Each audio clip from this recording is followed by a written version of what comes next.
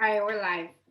All right, you guys. So the first part of today's show, surprise! Yeah. Exciting, interesting. I did the other half of the show on my Nina Soul channel. All right, you guys. So oh shit, hold on. The first part of today's show. Oh my god, what is up with today? No. There we go. Okay, Hold on. there. This part, baby. What This part. is up with today's show? This one, okay? It's right next to that, All right. okay? Today's that day. Today is that day. I know, yeah. Okay, no, but anyways, I did it for your convenience. So you guys could check out my other channel too. This channel, like a scavenger hunt, kinda.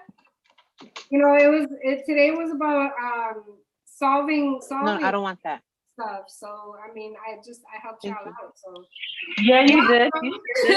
Yeah. Okay. So we're on the right channel now. We're on House of Spiritual Vibes. Again, you guys can see the first part of today's show on Nina Soul here on YouTube, Nina Soul's channel. And now we will continue. Go ahead, Sister Cass. So, by the way, we're cooking. You guys are in the kitchen with us. Yes. And well, Cass. Want me to show my plate again? I'll show my plate again. Yeah, Cass prepared.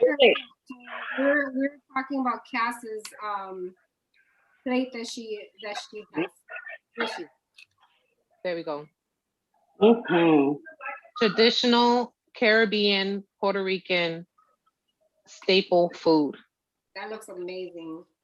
The pork chops, you got the pork, you got the shrimp, the seafood, the guineo. We use the guineo for tostones. Okay, guineos. Because normally, okay, that's the green one. We use Yeah, the green one. This is the same one that we would use for like pasteles. Okay. So but traditionally for tostones is plátano.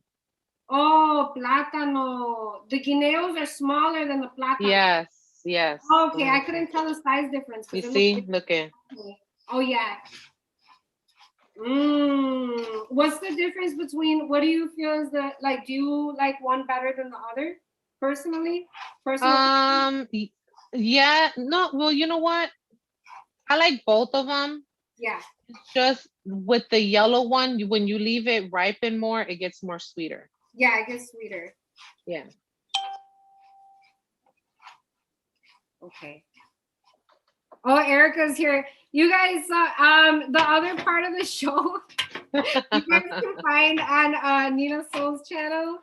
And yeah, so like I said, today you guys we're cooking. We're in the kitchen cooking with the Brujas.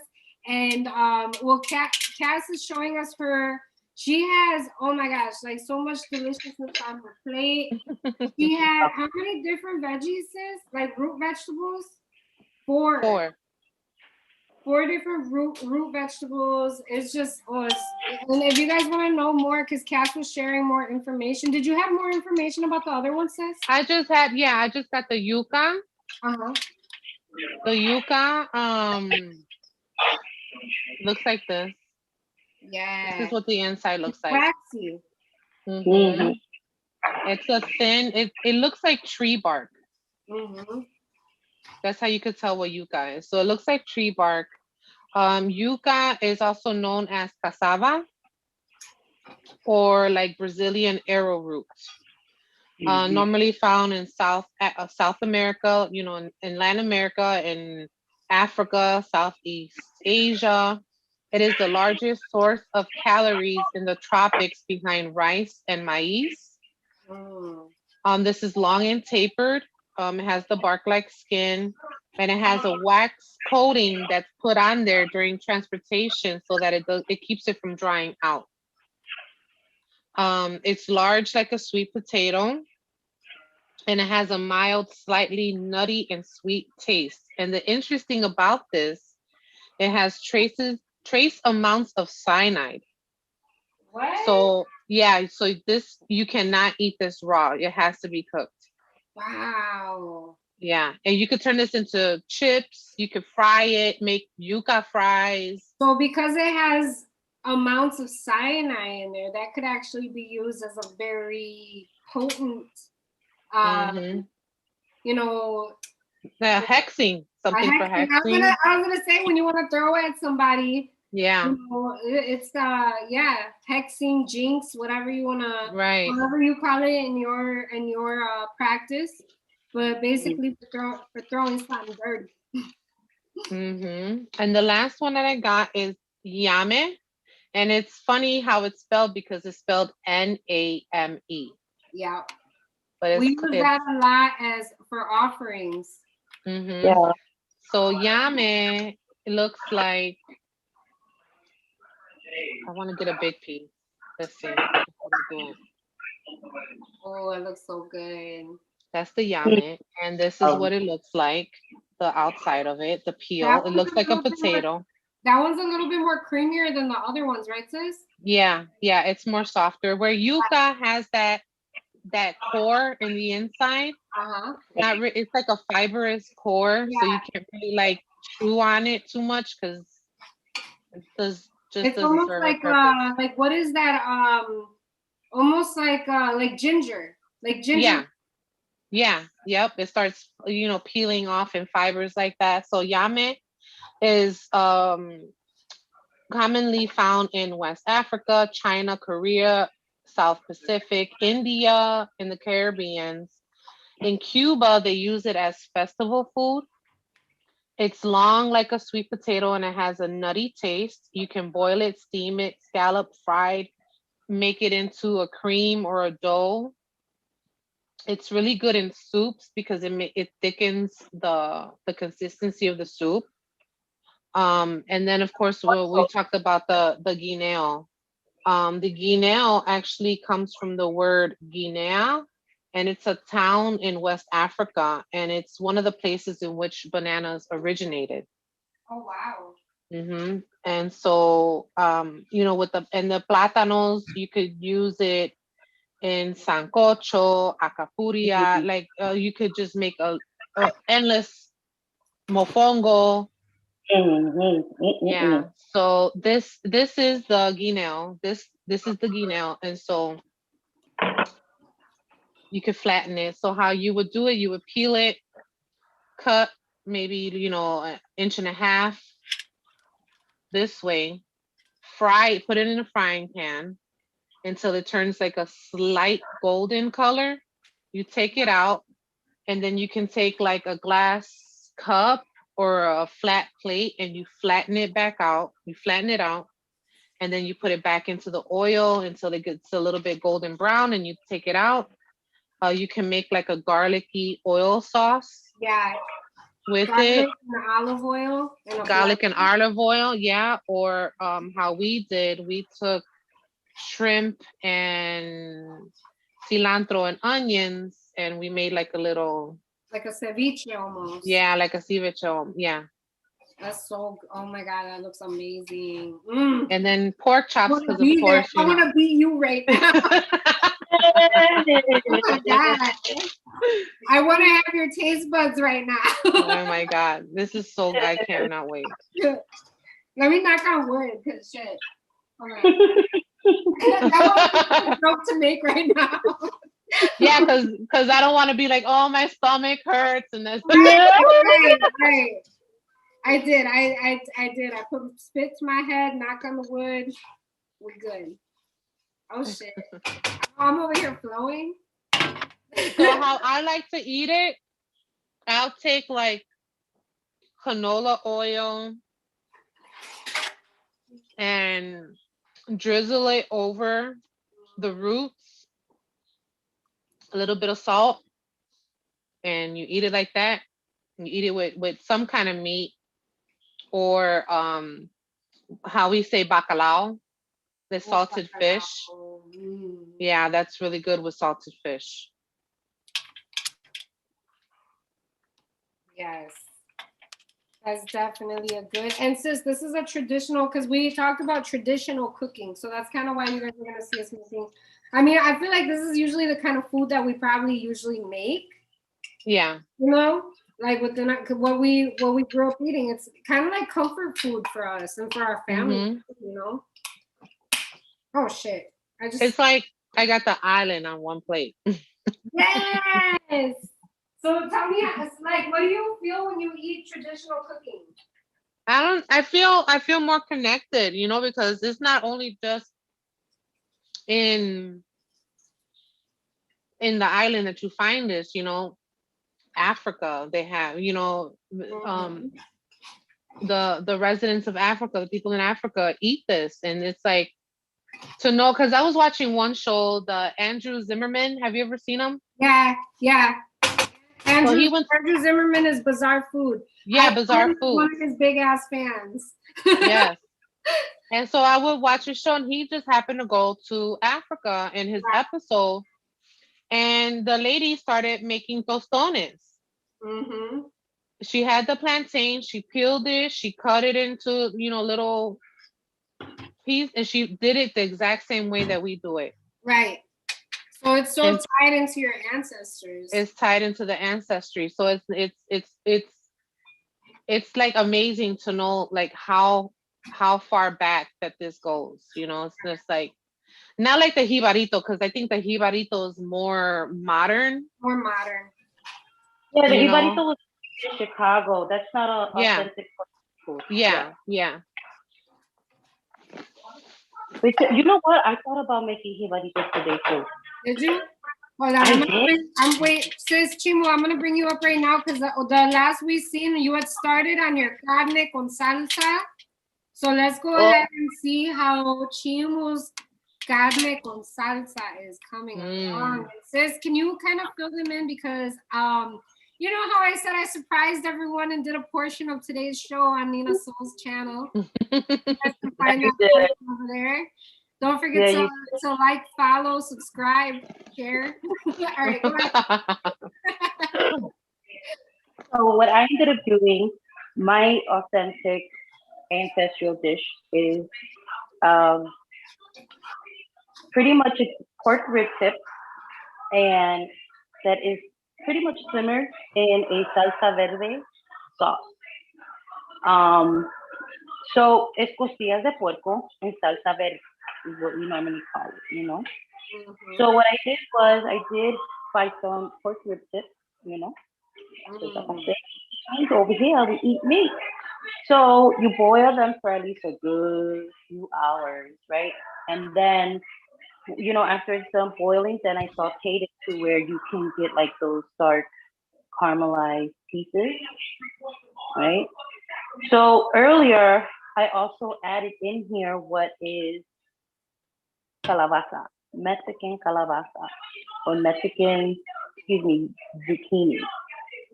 And we added a lot of vegetables like this in our dish sometimes because, or most of the time, because, yeah, we have meat, but, you know, growing up with a bunch of people, a lot of mouths to feed. They stretched it out. So what, you know, my grandmother would do, she would stretch out in the salsa, so you would have bits of what calabaza in there. Okay. And calabaza doesn't have a taste to it. It's a zucchini, you know, but it has a really good bite to it, you know. So we always would add vegetables in our what we call guisos, which is, I guess you could say, stew. So you could say that this is a stew right here. So like, you know what's so funny, sis, is that we beat the shit out of the sides of our pans. Like I don't know if that's a cultural thing too, but we be like, people be thinking we're mad, but no, we're cooking. No, it's cooking, right? You know. How many of us got some bent ass pans and pots on the side? Fucking right, the spoons got like little dents in them. Little dents on the side, yeah. I just thought of that because Chimu banged hers and then I banged mine right after. I was like, oh my god. I don't know what it is. Let's just know we're cooking. I Right. So earlier at Nina Soul's channel, go ahead and check that out. that We out. were So that was about a pleasant surprise that we did for you. that was. So we were talking about, going through the dried herbs, right? So of course when you're boiling your meat, because you want a nice tender off the bone type of meat. I like to use bay leaves. And of course we all know what bay leaves. Bay leaves are wishes. So I go through my leaves and I found this.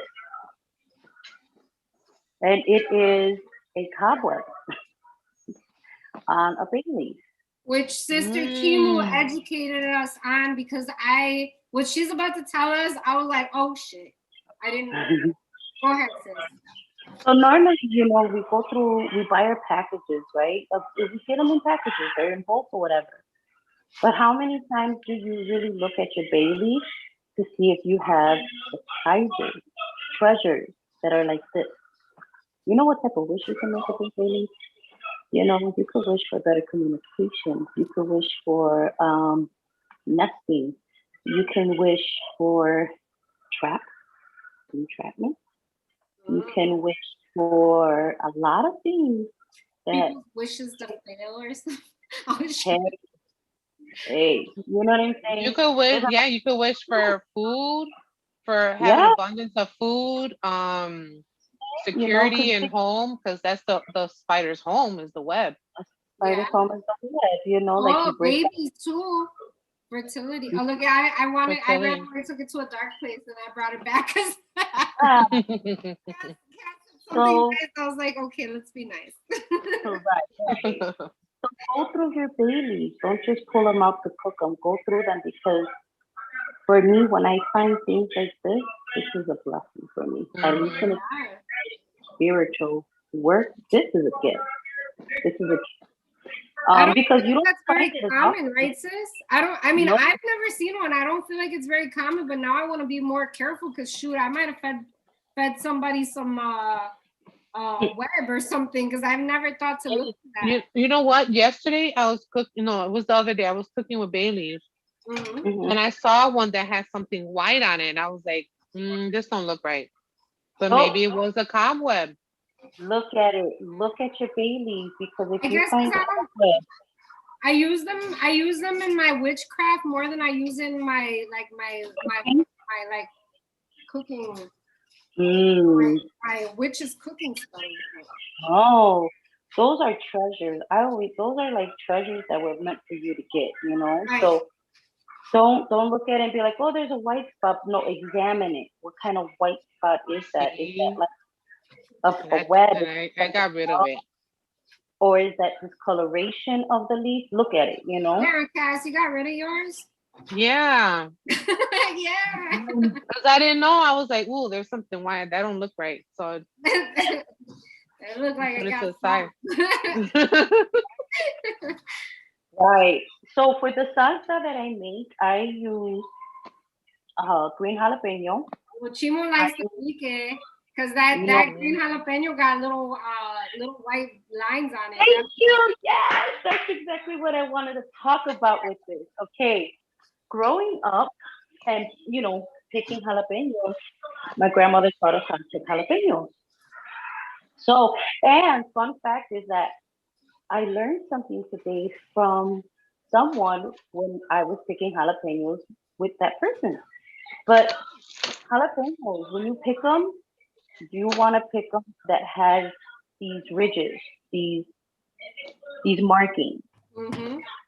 Okay, the more of these type of markings on your jalapeno, the hotter Yeah. that fucking Oh, now jalapeno. I know. Yeah. So now, more picoso, like the yes. ones So if you get a jalapeno that's just smooth like this, it's not that picoso. You want to get them, and this one has it, but not that much. But I wanted it for that reason. Mm-hmm. So when you find jalapenos and you want a spicy one, you want to find them the rich. And Okay, you can like mix this. them too. Like if you want one that's like kick your ass spicy and then the other one's for flavor, You can do Yes, that you, because I've done that where I do one that has lime and I'll do two that has like I know are not spicy. right, right. So like get them that are like this. But, you know, a lot of times, you know, in Mexican brujeria, we use these type of jalapenos. We stuff them. We do some stuff to them, and off it goes. So you can definitely use a jalapeno to stuff someone in there if you don't Yeah, have a coffin. Okay, yeah, yeah, you can. there you go. And those Oh, and seeds, Sue says, do you use the seeds when you use your jalapenos? yes, I use everything, even the stem, Oh you use shit. Okay. Oh. You're the whole you're a, thing. you're a whole G, not a half a G, you a whole G. I use stem. If the stem breaks off while I'm putting it in the blender, then okay, fine, that's fine. But Right. normally, I use the whole thing. Okay. Now, speaking of stem, this is what I've learned today too. If there's a batch in the store of jalapenos that don't have these, what my grandmother would call rayos, Mm-hmm. right? He said to look for jalapenos that have the long stem because those will also be an indicator of a hot jalapeno because it has more veins Mm. in the jalapeno. And I said, oh, I never knew that, you know? So Right. I'm gonna try that one out. So I dried up my own red chile. It took me to a year and a half to like Um, dry it really nice and dry, you know? Mhm. And you can use like if you're able to because drying your own jalapeno is not easy. If they catch mold, that's it, game over. You know, you gotta start all over again. Um, so when you're able to dry out your own chile, this is a good charm, very good charm. Okay. And my seasoning that I use, because again, like, you know, when you're boiling meat and you're just boiling it with onion, bay leaf, you know, it's really not flavored. It's still flavorless. So I made, I guess you could say my own spice. And yeah, this is a really fiery elemental type of dish because it's pretty much all things. So I used onion. So, you know, onion is a natural sulfur. So use onion powder. And I put this all in my, you know, mash it up together. So I use onion, right? Love, money, protection, sulfur. Cumin. I use Mhm. cumin. I use thyme or thyme, money, right? Abundance. Rock salt. I love this shit. See, that's it's actually this is Mexican sea salt. Of course, your babies, pimienta negra, black pepper. And black pepper is really good when you want to protect yourself or remove things from you. And then I also use pimienta blanca. And I like using this one too because it's good for obstacle removers and things like that. So this is my dish right here. nice. What? That looks Okay. good. Let me turn it up a little bit so I can get it to the consistency that I want. Because that can dry up because those type of things do how will I say it? It Like soaks up evaporate. it soaks up a lot. Like it does Mhm. a lot of soaking up. So if that was to happen like it does now, you kind of want it just a little bit runny. Yes, I turn my stove on with a lighter. So what I'll do is, since I already cleaned it, you want to save the water from the boil that you do with the carne because that has a lot of flavor in it too. So it's like if you think about it, like you know, people back then in Mexico and in Puerto Rico, like you get that bucket of water or you get that barrel of water. That's what the fuck you're using. You better be careful. Mhm. So if it gets like this, just add a little bit of the water and oops, it'll loosen it and make it nice and loose. You can eat this with white rice. You can eat this with frijoles. It doesn't matter. Like you choose how you want to eat it. I'm gonna eat it in a bowl of white rice. So let me turn this off. This is on my plate anyways. And now, She's savage. She's putting the bowl where the fire was at. Oh shit. and you want to get the verdura. Oh my Oh, god, that you want looks so good. Oh my god. Don't burn your hands, sis. I know. Don't burn your hands. I just got sazon in my eye. to. The other thing Hold is, on. the pack was partially open and I went like that and it went, I was like, "Ah." So that's what it looks like right there, Oh, that right? looks And good. a little bit of garnish. Hold on, wait, let me make it big. 1 second. Okay. Right? It's so good too. So then you add in your cilantro and your red onion. Yay, I'm so excited now.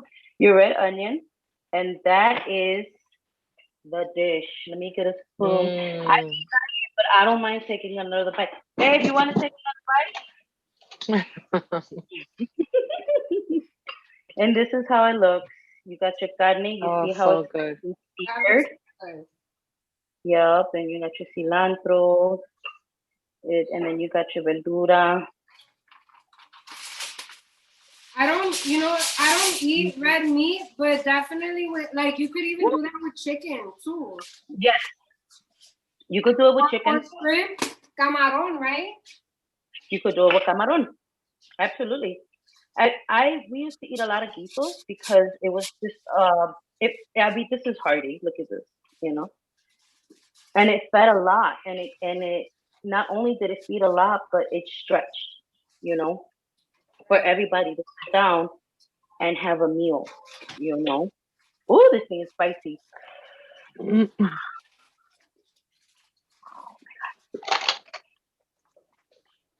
that looks good. Carne, but I don't want to be, you know, maniosa. And look at That that. looks really good. That looks really good. Mm-mm. Mm. Mm-mm. I already got my foil, so I was in the first portion of this video. I talked about how I was making rice and chicken and rice. So I'm not making them together. I got the chicken in the oven. I got the rice right here. I got to cooking the rice and I didn't want to like interrupt and be like, oh, this is, you know. So basically you want to brown the rice with the onions. I like to brown the cumino. Like after the rice is browned a little bit, you want to go ahead and put the cumino on there and you want to brown that too, because that's what's going to give you that like a roasted, like it's like a roasted flavor. It's different. It's different when you just put cumino like regular, which is cumin. We use this for our Mexican rice. So when you put the cumino in there, you want to kind of roast it a little bit with your rice. And then I added half a can of tomato sauce and a pack of sazon. This one, the culantro con nachote. Hold on, let me get the box. Yeah, they have the sazon is like you can find that anywhere. You can find it at Jewel. There's different flavors. So you guys want to make sure that Even Aldi has them. Yeah, and this one I use it in both my Mexican cooking and like when I make Puerto Rican dishes. Mm-hmm. So the culantro y achote is the one that if you want to, you know, because it's more versatile. I feel like the one like with the azafran is azafran, right? Yeah, because they have, yeah. Yeah, there's different kinds that are more traditional for like Mexican, but this one you can use them for both like your Puerto Rican rice and your Mexican rice. So I use this. I use the cumin, half a can of tomato sauce, Himalayan salt, garlic, and lots of ground pepper. I love ground pepper, so I put a lot of that in there. I love that. I use some of the right. I had used some of the jugo or the juice from the meat, the chicken. And I put that in the rice too, because you guys can use like, if you guys boil your chicken to make like mole or something, you can use the water from the chicken that you boiled as stock for your rice. So yeah, like Chimo had said, like in a lot of our families growing up in our culture, we didn't always have meat. So when we did get meat, we would have a lot of stuff like rice and beans, you know, cheaper things that were put as side dishes to fill up, to feed more mouths, because you know everybody had a lot of kids back then. Yeah. You know, so there was a lot of rice, a lot of beans, and you get a little bit of meat on the side, or you know, so but yeah, definitely using other things, and none of this gets to waste, because it's like the chicken, if we don't eat the whole chicken, tomorrow it could be chicken flautas, chicken tostadas, chicken tacos, chicken whatever the hell you want to make, chicken salad, you know. Soup. Yeah. Yeah, so that chicken gets used. If we don't end up eating the whole thing, we just, you know, debone it, use the chicken for something else. The rice again is, you know, we like we're pretty Mexican up in this household, so we go eat the rice. But rice, you could eat it for breakfast, you could eat it for lunch, dinner, you know, and make sure that you guys portion responsibly, because you know it is very it's a very carby food. But yeah, so that's what I did today. I don't know if I talked about anything. What did I put? Cumino. I wonder what cumino is. I feel like cumino is like a fire element. Let me Cumin, look it up. I feel like it's, right. I feel like it's fire, and I'm gonna guess Mars, masculine, like just manly, right? Or Mercury or something. My lips is burning. Your lips That's the are jalapeno, the jalapeno. Oh my God. I wish, you know, that's the other thing too, is you can take a sprig of cilantro and put it on top of your rice and give it that flavor from cilantro. You could take a jalapeno. What I do sometimes, I'll take a jalapeno and I'll make slits in it, and I'll turn it, I'll make slits on the other side, and then I'll put it on top of the rice so it gets that flavor in there. Right. I feel like when I'm making spicy foods, I always like to have fresh cilantro, because it kind of cools the palate a little bit. You know what I mean? Yeah. And it makes it more enjoyable when you add in like a fresh type of herb, you know, because it's okay to have like, you know, your powdered or your crushed, but especially for like, you know, certain dishes, that cilantro, boy, that hits your palate so different. Ooh. I love cilantro. I used to walk past my mom when she'd be cutting cilantro, and I'd just grab it and start chewing on the stem. Like, leave it alone. It was a piece of wheat, but it was cilantro. So good. You know, grown cilantro smells so good. It does. Lemon Especially, cilantro is really good too. oh my God, the smell in the summertime when it blows in the air and you just smell it. I love it. I love it. I love it. I found the cumin. Oh, what is it? Fire element. It's a masculine. Yes. And what planet did you say? I said either Mercury or Mars. It's Mars. What? It's Mars. It's used for protection, fidelity, love, lust, exorcism. It repels evil, tranquility, binding, and peace. Oh, so you can all around. It's an all around. All around good shit. Mm-hmm. I was so psyched. I was like, I feel like yeah, so that's so dope. Yeah. Which I kind of wanted to talk about, like the rice too, you guys, like the secret of having good Mexican rice, because I've had fucked up Mexican rice. I've had fucked up Mexican rice more than what I've had good Mexican rice. I ain't even kidding you. I'm not even talking. I swear. Sometimes it's too mogollao. How do you like and like you can't even tell what it is, and you're like, what is that? Oh, that's rice. Oh, you're like, okay, that's bad. I've had the hard kind. I've had the kind that didn't have enough salt. I had the kind that had too much salt. I had the kind, you know. So Mexican rice is very easy to fuck up. Like if you don't make it enough, So what I want to tell you with rice is you want to put a good amount of water, but you want to make sure you want to try to seal as like, so I got a very little bit of steam coming off of here. You want is a lot of that steam that you can keep in, which is why I put a foil up here because I got a hole in my lid. I don't know, it's a thing that they do now. I don't know what that is.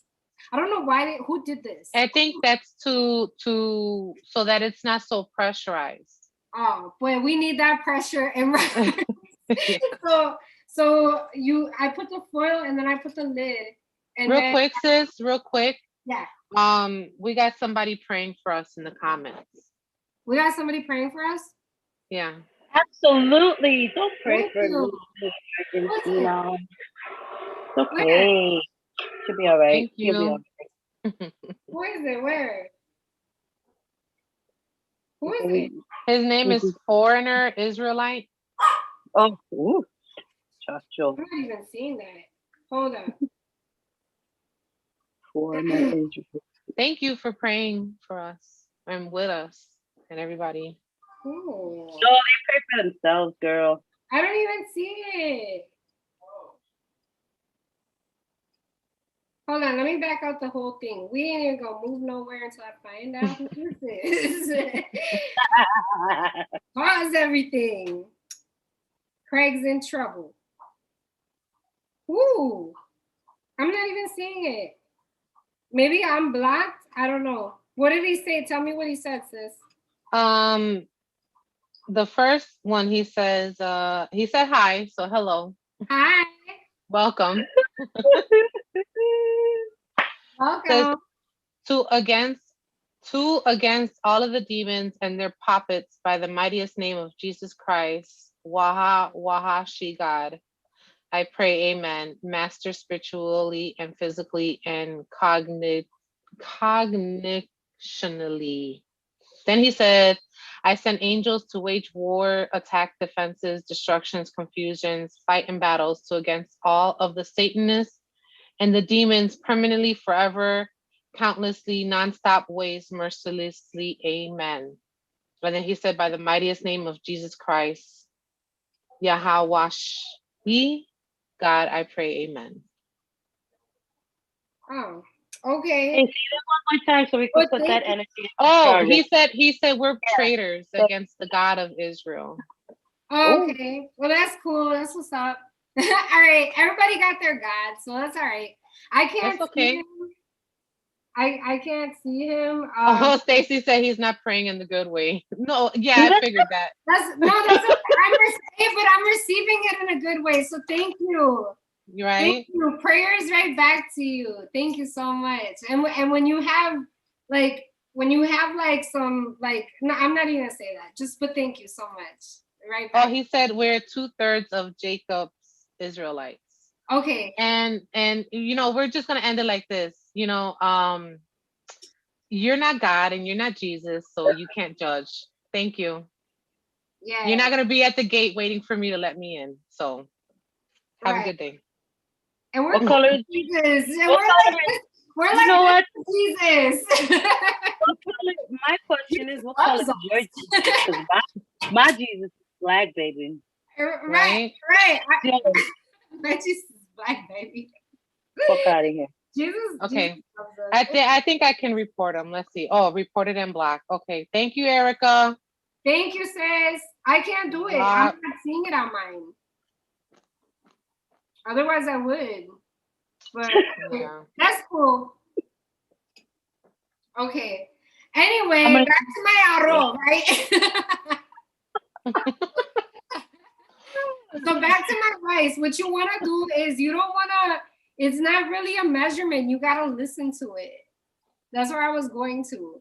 Because you can hear when there's no more water in it. And that's what's going to lift the lid. You don't want to peek on it.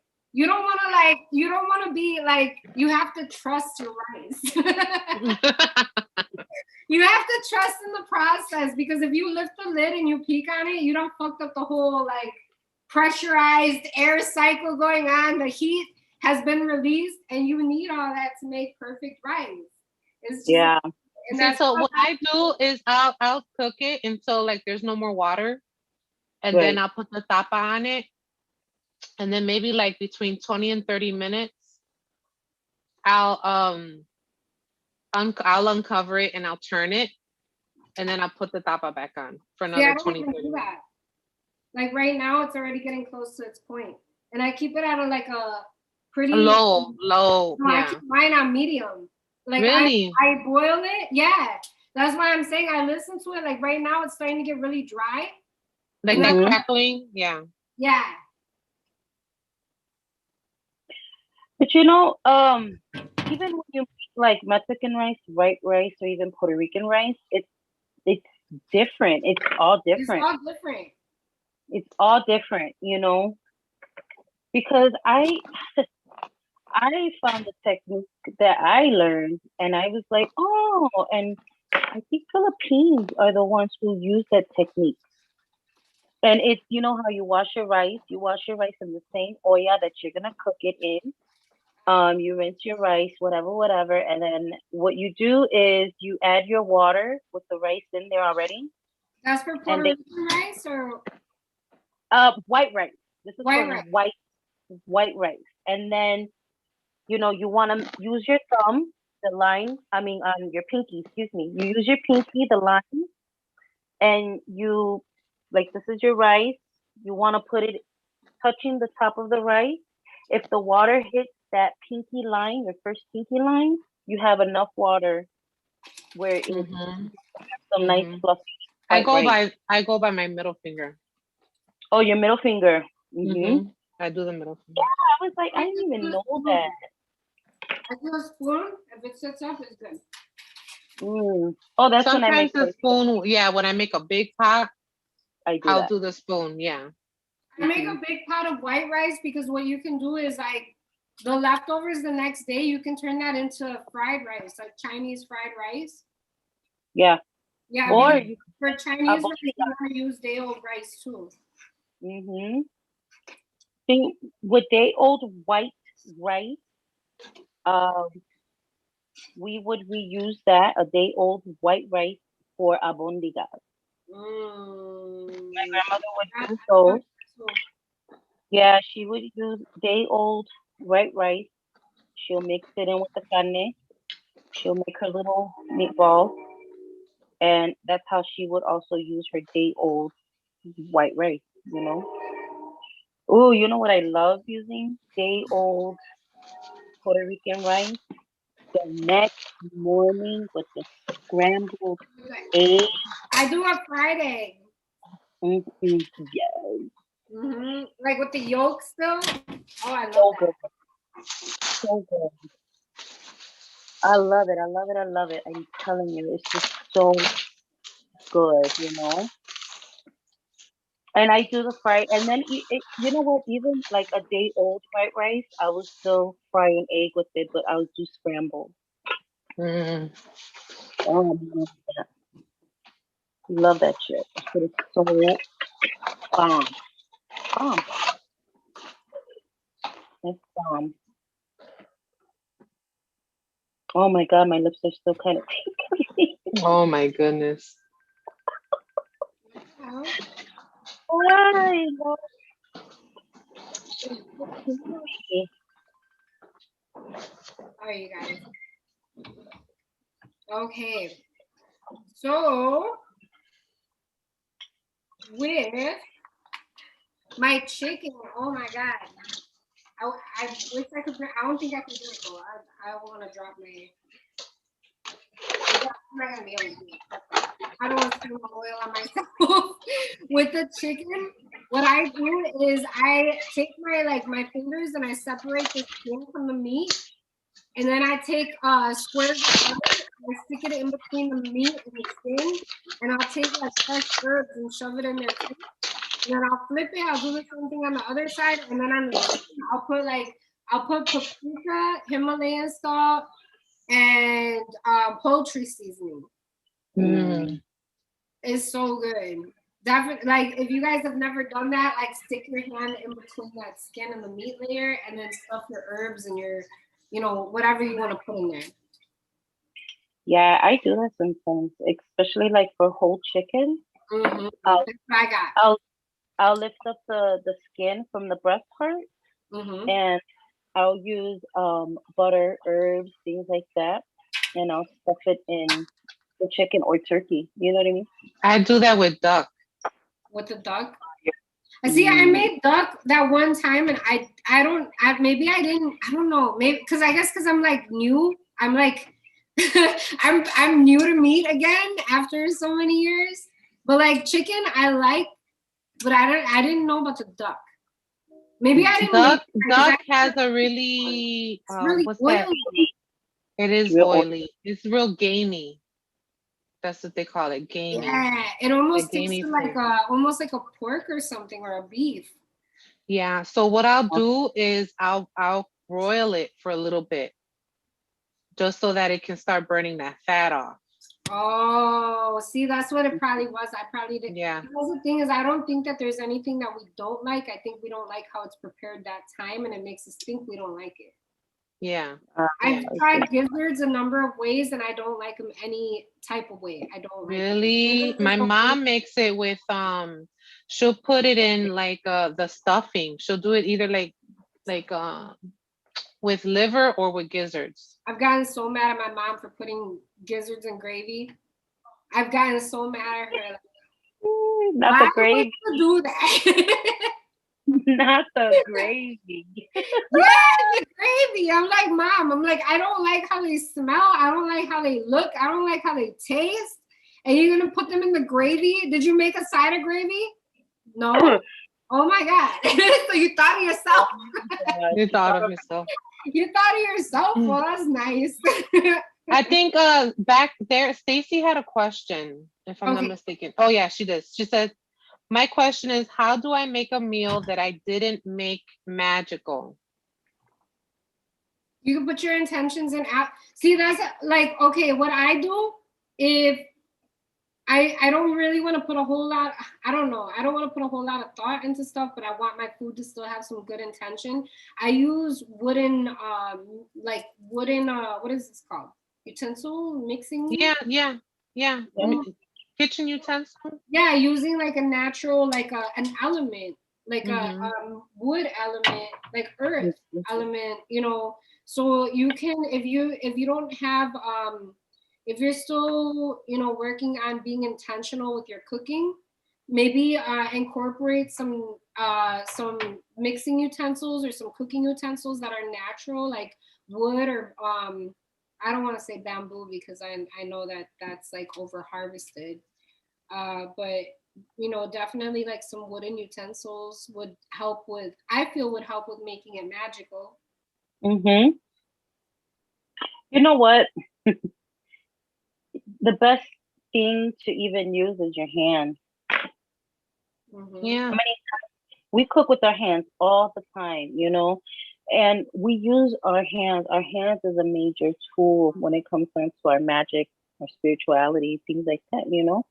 So your hands are like your number one tool for anything and everything. Washing the fruit, washing the vegetable. There's an intention on why we wash these things, right? Yeah. Boom, there you go. You know what I mean? So your And I hands think, are the best. yeah. And even after, like, I know there's time, when we're especially in a hurry to cook, we don't have maybe the thought or the thing to be like, oh, this salt is for protection and blah blah blah, and then you sprinkle it on there. Or this Yeah. onion powder is for this, and then like you put everything in the pot, But and then yeah, I maybe gotta get this shit in the fucking pan because I you gotta go. gotta hurry up. I'm hungry. I gotta cook. Maybe at that moment when you sit down, I can't handle this shit right now. you- maybe at that moment when you're I wake sitting up and do it down. all over again. Yeah, I know. When you're sitting down with your plate, I guess just Great.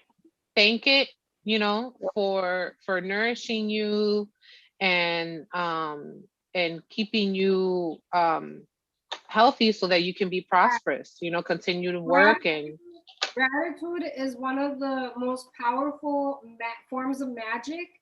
To perform gratitude, to just say thank you over your food to the energies or the deities that you work with. That right there is like just being grateful for something brings you more of whatever it is that you're needing. You know, Right. so just showing gratitude for that meal and having another day to be able to taste something good, you know. Mm-hmm. Okay, everybody, I seen in the comments that they wanted to see my chicken, so Okay. I pulled it out. I was being a lazy bitch. I'm like, nah, I don't want to. Look at what Cuz sent me, Mary Jane. Oh, those are dope. I Oh, didn't that's know cute. what it was. I was like, we're putting it on. She's always finding like the coolest I was thing. like this. I was like, There you go. It's a koozie. I was like, you know, Yeah, like trying to figure it out. We're like, I don't know what this goes to. And then all of a sudden when I talked to her, she's like, put your thumb in the bottom one and put your four fingers in the top and then make it like a puppet. And I was like, oh, this is the coolest thing ever. yeah. I was like, oh my God, thank you. Yeah, so I just use this right now to take it out. Mm-hmm. So my chicken, I also use a orange bro, there's this Dollar Tree over here and they have like an orange juicer. Look at what. Let me show you guys. Let me know if you guys don't have one. Okay. Oh, by the way, I found a food dehydrator, sis. Did you?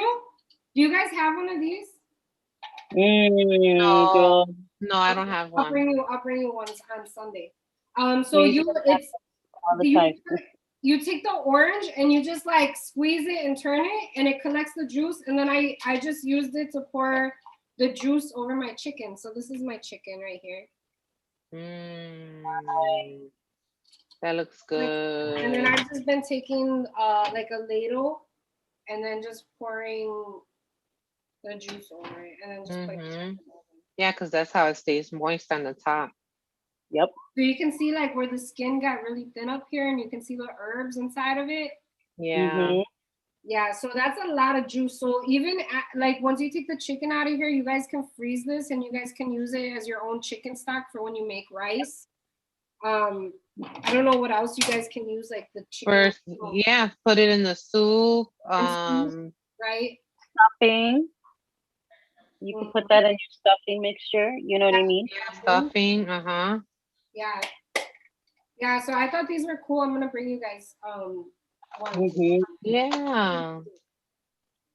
My grandfather would always have those, but like the vintage ones. You know, like the ones that are made out of porcelain. Yeah. Or steel, the steel ones. Or the steel ones. Those, yeah. So how do you guys feel when you have antojos? Craving. Cravings? What is it? Craving. Do you normally and like you know how people would say, man, tengo antojo de enchiladas. You know what I mean? So what are cravings to you? Well, I get a craving if somebody says that. Like right now that you just said that, now I'm like, shit, if there's any leftover chicken, that's what I'm gonna do. I'm gonna make some enchiladas. I get a craving when people say something about something. I don't know. Really? I don't know how else to say. When you say something about, I'm like, because I can picture it like what I would want that to be like. Right. So then I look there and then it's like I get hungry for that. But so I don't really get. I guess the things that I get cravings for, it would really depend. Like obviously with my cycle, I get certain cravings. Like I get cravings for like chocolate and spicy stuff, and wine. But like I don't know, a lot of times I'll get cravings for things that like bring me back to my childhood, like arroz con leche and just stuff like that, like papas and eggs. Yeah, remember when I told Chimo, I told you I was making papas and eggs? You're like, yeah, stuff like that. Stuff like that, So I get cravings for stuff that bring me back to my childhood sometimes. Yeah. When I cravings, like food cravings, I always feel like there's that one ancestor that's like, hey, knock, we need this. I've been having a craving, and you're like, And then I'm like, that sounds good. Like I You haven't know, made that in a minute. that's how it was when we were discussing about, man, what am I gonna make? What are we gonna make for the show? Right? I'm like, man, what? And I thought like, what is a real like traditional dish? And I was Mhm. like, viandas, you know, Mhm.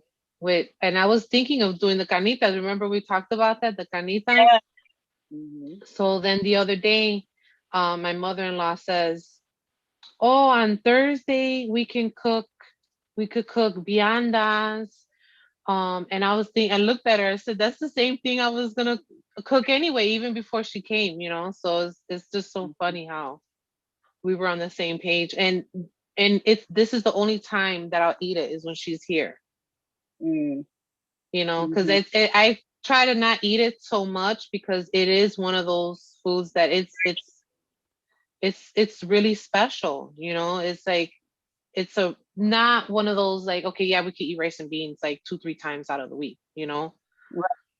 But to make malanga root vegetables, you know, like that, and to sit down and have it with like the salted fish or, you know, little pieces Mhm. of pork, you know, I think Right.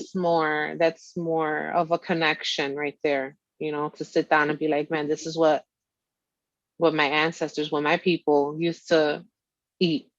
And I could eat that like, Nonstop. yeah.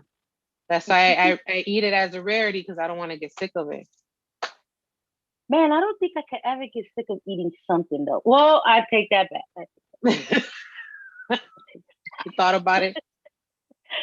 So it's like, okay, like when we had went to Puerto Rico years ago, um, we were there for the whole fucking school summer vacation, right? We were there for a long time. Yeah.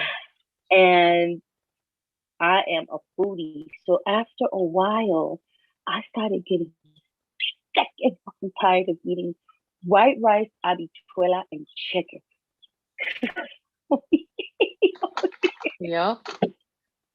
And coming back home, I was like, oh, I don't want to eat no more white rice. And then what happens when you get home? Your mom's gonna cook white rice.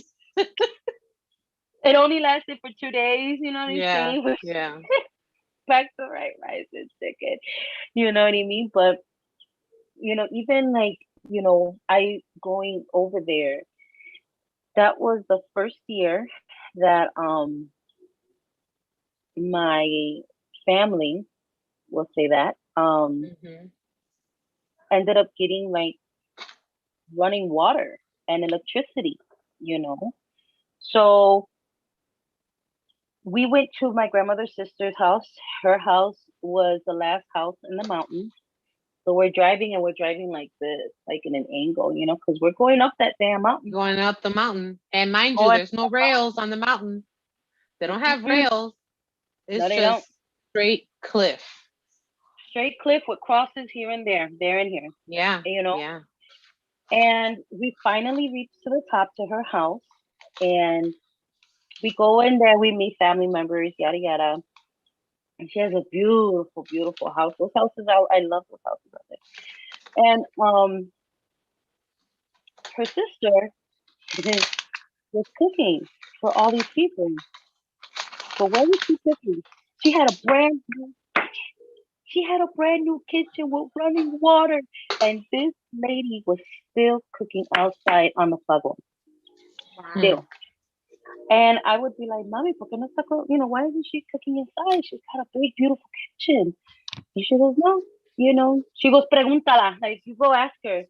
So I don't know this lady from nothing, but I'm like, excuse me, why? And she's like, "Mija, es que ya me estoy acostumbrada cocinando aquí afuera. Esto es nada, esto es nada." And I'm You like, might have liked it too, like being in the fresh air. Maybe one of her ancestors told her, make your You food. know, she probably wasn't too far removed from, you know, her grandmother probably was outside cooking over a it, campfire. it Right. was something that Yeah. she was Brought just back so good memories. accustomed to. Yeah, Yeah. cooking outside was something that she was so accustomed to that even though she had a big, beautiful um kitchen, modern kitchen, you know what I mean? She would still cook outside. But let me tell you something. That connection, it was amazing. Just seeing her cook out there, looking at what she was doing. But when you turn your back and all you see is just puro montaña, montaña, and I'm just like, Yeah. oh my. And I'm just like soaking it up, not knowing what I'm doing, but I'm soaking up that moment and just soaking everything up like this is fucking beautiful. You know what I mean? Like this is amazing. And I catch myself always like it's beautiful out here. That's it. After April, like my kitchen's outside. My kitchen is not in my house. It's just not in my house. And Mhm. I understand that connection. I understand that feeling even when I am cooking outside. It always brings me back to that moment where I connected without knowing I was connecting to them, Yeah. you know. Yeah. So, like, if it wasn't because we don't get like fucking rain and snow, I'd be cooking outside all the damn time. I love it. I love cooking All the outside. time. I, All I the think time. so. I love it. It's one of the best things that you can ever do is just cook You outside. know, there's squirrels over there, birds over here singing songs for you while you're flipping the ribs, and It's I just, love it. it's it. Like, I'm that person. Sorry, I'm that neighbor. I am that neighbor that you will hear a big barrel, a smoker roll out at 6 in the morning. Dragging on the concrete. You okay? I'm that neighbor. Hi neighbor. Where I will have the whole block smoke the fuck out at 8 o'clock in the morning. I'm that neighbor. And that's where I'm at. I'll be like, oh, cooking outside. What are you making? Oh, I'm gonna make something that's gonna be nice and slow cooked because I love me a smoker. You know what I mean? So Mhm. I always feel that cravings. Cravings are is the little tap on the shoulder that's like, hey, you know, I'm I kind of want, or you know what I'm saying? I have a taste for this. You know what I mean? So, Mhm. because we do, at least I do. You know, everything that I cook goes on my ancestor altar. Everything that the cup of coffee that I make in the morning, the cup of coffee and pan that I eat in the morning, um, the dinner that I make, you know what I mean, the breakfast that I make, because those two are the main dishes in my house that I really do get down on. If you hungry and you want a snack, that's on you, because I don't fuck with that. I'm But fucking next. I don't fuck with snacks. Give me a meal, not to say. That's But you. those meals, they do go on their ancestor altar. Especially when that antojo hits and you're like, I have a taste for this. Boom. I make sure I buy extra two, three, or whatever it is I'm doing, and I offer it to them. And I'm like, man, thank you, because you know what? This taste bud came out of nowhere, so I know who it's from. You know what I mean? Mhm. I know who it's from. So I always feel like sometimes, like if we have the antojos, Mhm. it's think about why you have the antojo and who used to eat that a lot Mhm. and whose favorite dish that was, because that could be the ancestors that's calling you, or you know what I mean, reaching out to you. Mhm. I feel like Hmm. we can so far we can all agree that food is like kind of like it has like a lot of like emotional connection, It Very does. comfort with our ancestors, with that feeling of nurturing and love. so. Absolutely. Mhm. Big Mhm. time. I agree. I know this Because my dish reminds me of my grandmother because, like I said, we don't make it often, but Mhm. when she made it, oh my God, I was like, Mhm. give me all of it. yeah, I always do. And you know what? Every time I cook, it's like even if I'm not able to, we learn traditions. This is what it is. We learn traditions, you know. Mhm. So like a tradition of ours was um bless the pot before we put anything in there, right? That was one of my traditions. The other tradition was pretty much was praying before we eat, right? Because that's from my other side. Um, Other traditions would be like even saying gracias a Dios at the end of your meal, Mhm. you know. Like my grandmother would never, we would be sitting on that damn table until we said gracias a Dios. If we did not say gracias a Dios, if we were to get up, she'd be like, come here, come here. I had stayed with a family. I had stayed with a Puerto Rican family that had that they would say that, and the lady that cooked, which was like she was like my mother-in-law. Like she'd be like, "Oh, well, God wasn't the one that cooked." They were like, "Oh, thank you, God." And it's God didn't cook. God wasn't in that You better kitchen. take it to me. Oh, bitch, Just my like, grandmother That's would always funny. do that. Here, give me my props. Uh, uh, yeah, my grandmother always, she'd be like, no, no, no, no, no, you better come back to this table right here, right now. And you already know what you have to say, you know? So if you're like, gracias a Dios. My grandma would do that with me. We're like, thank you, God. Mhm. And we'd be like, this is so good, right?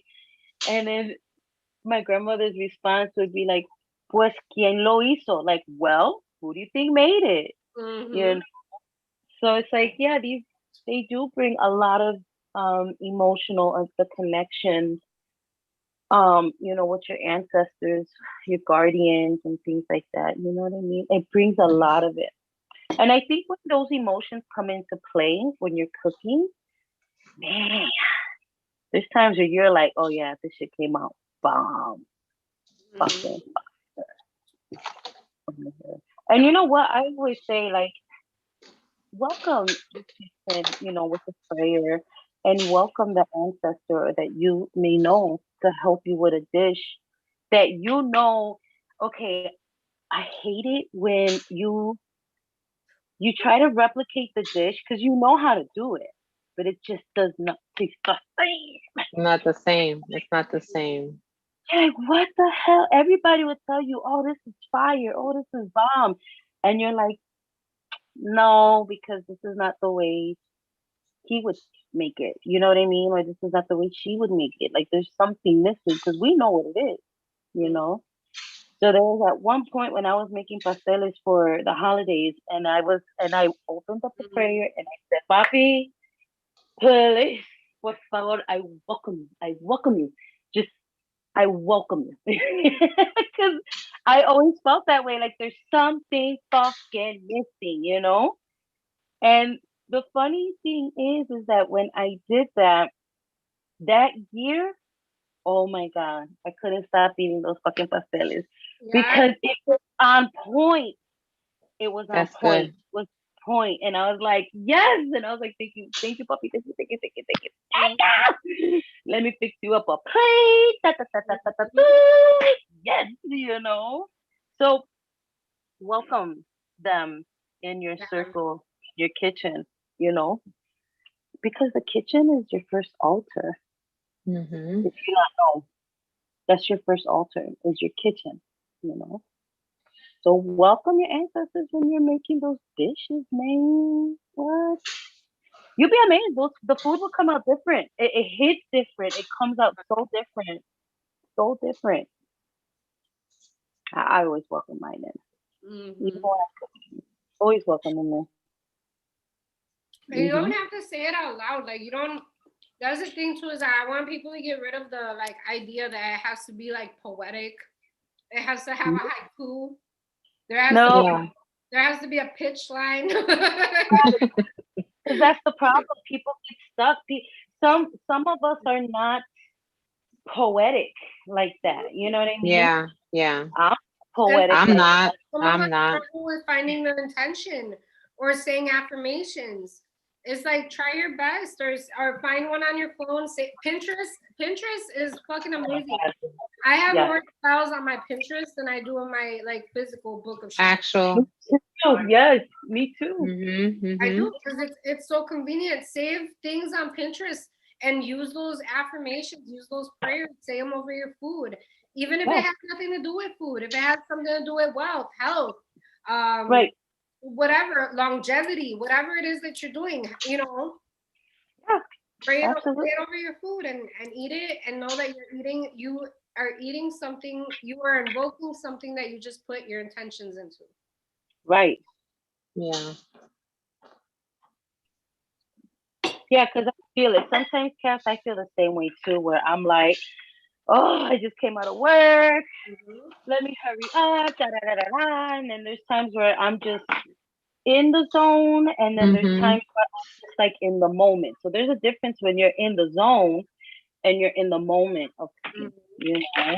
Yeah. Or Pero, sometimes you only have time to throw something in the oven or in the microwave, whatever you use, you know. hmm I don't have a yes. microwave because You know what? hmm, I don't blame you for not having a microwave, though, sis. hmm, I don't blame you because I, I have like this one conventional little oven slash air fryer, and I've been using that a lot more than the microwave because the Yeah. microwave I'm is the same bad. way too. Yeah, yeah, the I microwave feel you. is bad. Mm-hmm. Like not only is it bad to eat the food that you put into it and bring out of it, but it's also bad for like, you know, if you have kids or if you have pets, like it's bad for them too.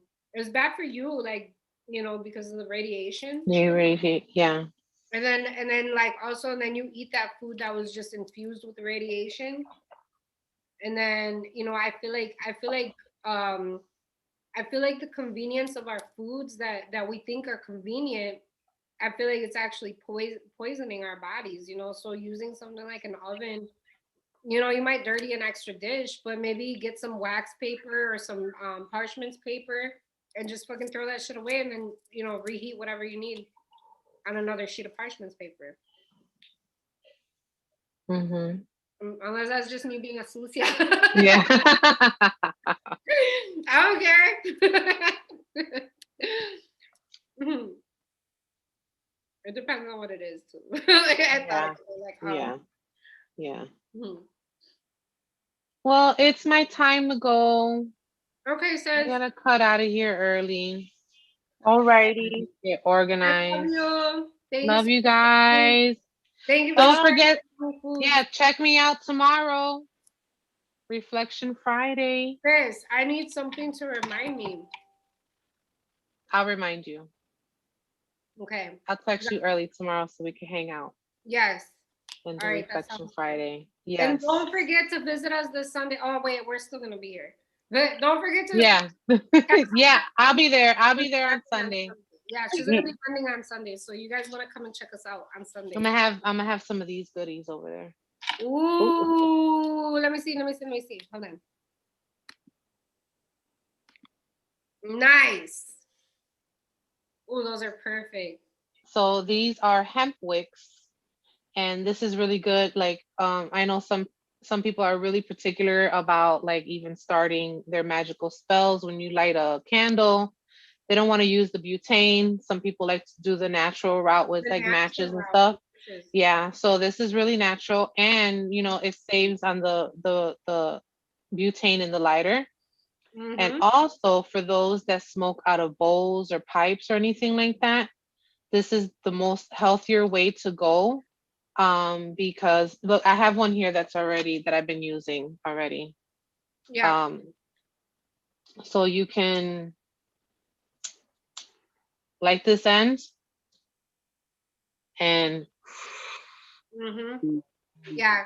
blow I it out, and it's more natural than sucking the butane into your body. exactly. Yeah, and it stays lit a little bit, so you just put it out and wrap it up and save it for next time. Mm-hmm. mhm. Yeah, I love those things. Those Yes, are awesome, sis. thank you, thank you. All right. I love you guys. I Buen love you. provecho. Enjoy your food. And I will see you guys soon. Thank you. Yeah. Okay. Bye. Bye. Bye. Love.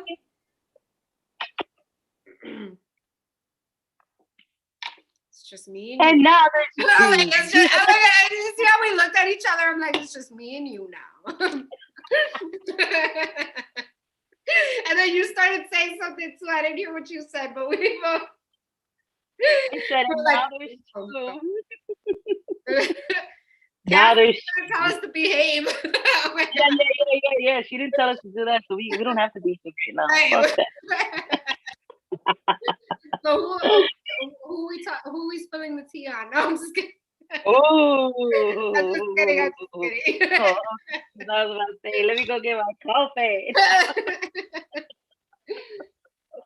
Ay, Dios mío. Okay, let's see. All right. I can't believe I couldn't see that person. I must have blocked them. Hmm.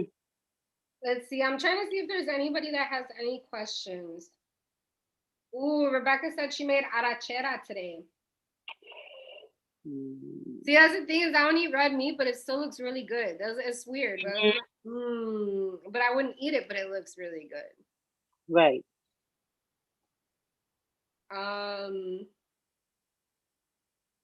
Stacy said I want these recipes for my kitchen.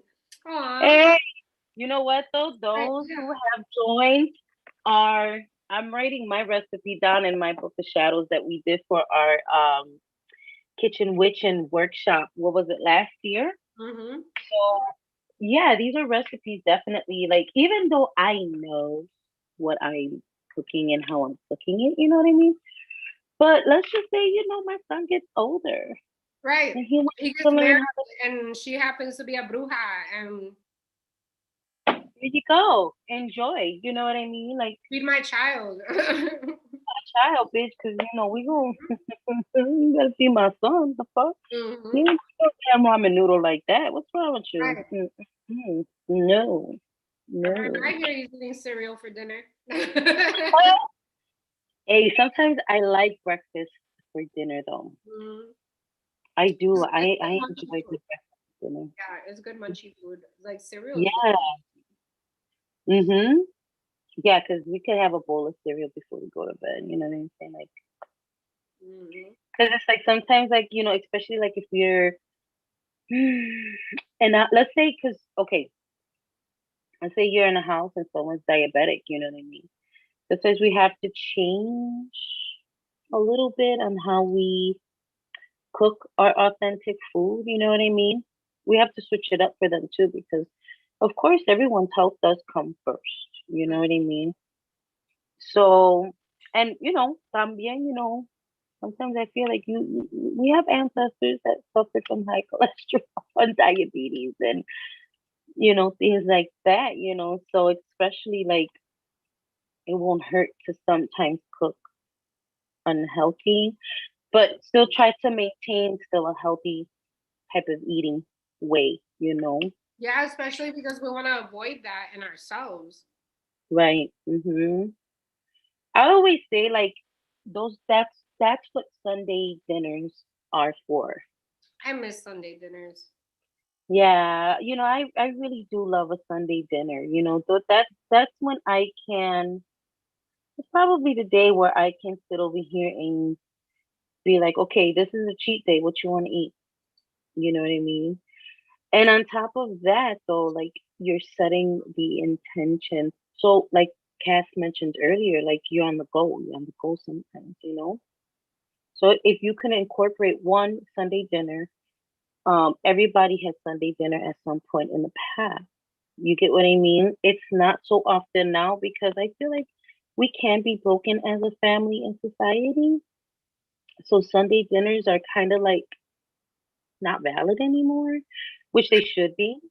Who was that? Nothing. I just saw Stacy's comment that said Oh no. she said no, it was earlier. She said no one should be judging. Back to the rice. Ah, back to the Oh rising. my god. Oh my god, I love you guys so much. You guys don't even No, know. it's so funny. But yeah, so Our like, audience is so witty. I think it's because we're really witty ourselves that like people that watch us so are very witty. yeah, They're yeah. very quick We're with not worried. That's Yeah. true. But yeah, you know what? I think if you want to tap into like your ancestral, um, if there's a way that you can start doing the simplest things and having Sunday dinner and making them special and setting the intention for the week. If you know that this is something that it bypasses you, you know what I mean, when you're cooking during the week, maybe just do a one good Sunday dinner and use that meal for the intention for the whole week. You get what I mean? Mm-hmm. Good way to do it. That's how you know you were eating something spicy. Yeah. Oh my god, my lips are red. Yeah, I was like, holy shit, this shit is tingling. I was. Ooh. I don't look at. I only got one. Look at it. He's like stand. He's erect. I only got one left. I gotta get more. But this is my like little jar that I put my. I get the little can of jalapenos because I like to get them fresh all the time, and then I put them in here, and then they look pretty too. But I got one left in there. One little. I'm gonna eat them. Hey, I made one of those last two years ago. I made my own pickled jalapeno jar. Did you? I did. I found a recipe.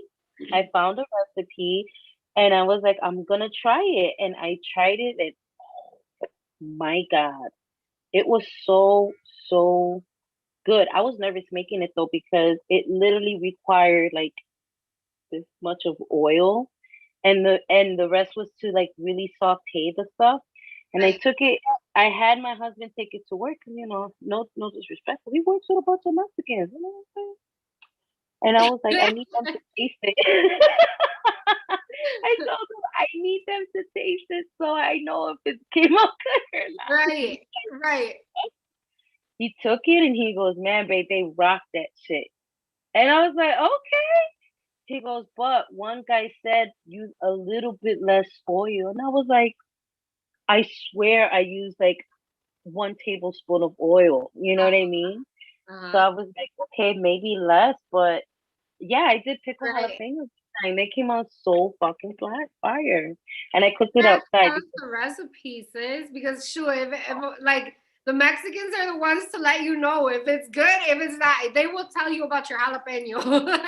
tell you about your jalapeno. They will tell you about the damn salsa.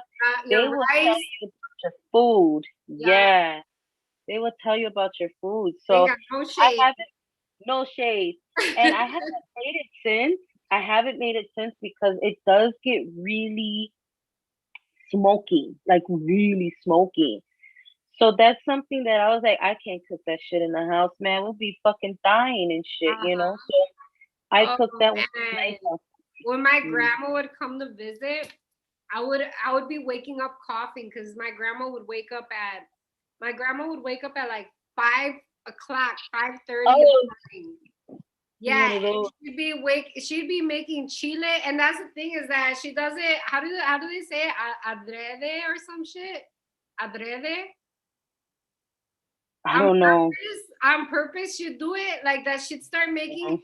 like so. Her thing was she would start making some chile at that time, and like we'd Mhm. literally wake up like. To wake your asses up. Oh my god, Yeah, the word. like oh my god, I swear she would, my grandma was with the chile, my mom it was with the cleaning. So she'd be Uh, like with the vacuum cleaner, like on the door, pa, pa.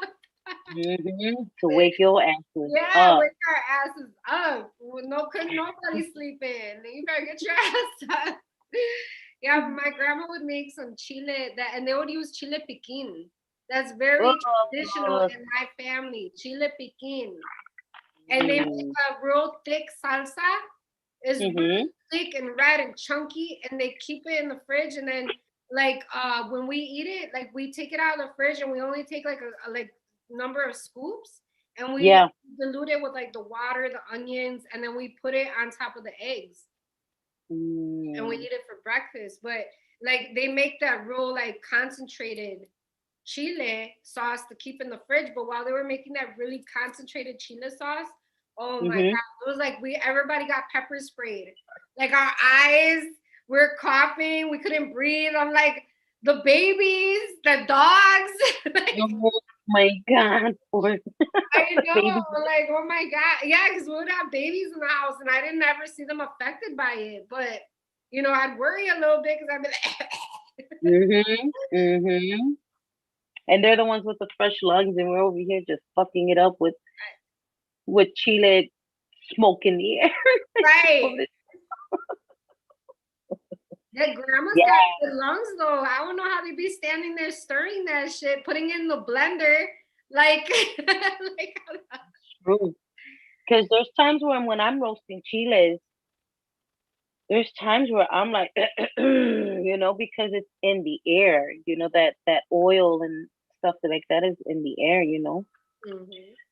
But yeah, you know what was a major thing that also growing up, which this is not my kitchen one, this is my witchy one, but it's the mocajete.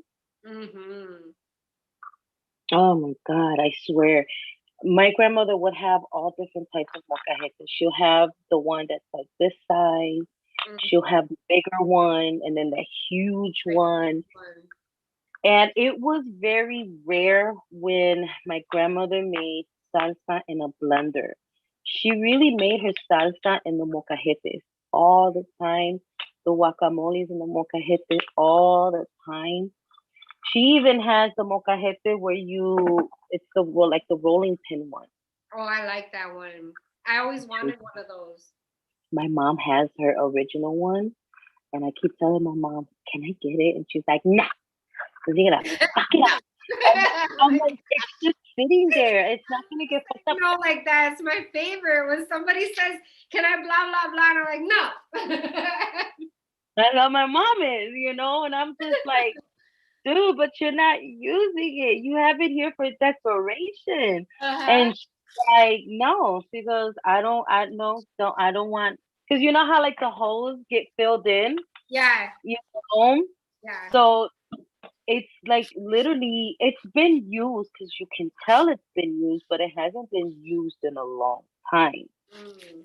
So my mom's like, "No, I'm not giving it to you," because she's like, "I don't want any of the stuff to get stuck in the rock." And I'm like, "No, you know how you can make the bomb ass mustard seed, paste with Yeah, that, just yeah. that rock? Oh Yeah. God, this And stuff. I really like because earlier for my rice I use the cumino that's already powdered. But what I Mhm. really like to do is use the cumino seeds and then Yeah. grind them up. That's the way. And then you pour the hot water in there and then you grind it and you mix it all so that the water takes up the seeds. And then Yeah. you pour that in your rice and then to the garlic too. You can mash your garlic up in there. Oh That's yeah. the way. Oh my god, yeah, that's the So way. good. It's so good. So good. The salsa too. The salsa you can make it in the was it ranchero? No, the salsa ranchero or something. Ranch, Something like that. Mhm. not ranch She like white ranch dressing, but like ranch ranch salsa. style. Yeah, ranch Mhm. salsa. Yeah. They come out good. And she used, cooking with molcajetes, especially if you come from a background like a Mexican background or a Native American background, like, you know, these molcajetes were the good, and it was a source of getting minerals into your body. It You was. know, it's a source of minerals. A natural resource that would allow you to still get minerals from the earth because it is lava rock. You Mm. know, and even clay, like how many clay pots are found all over the world that people would use.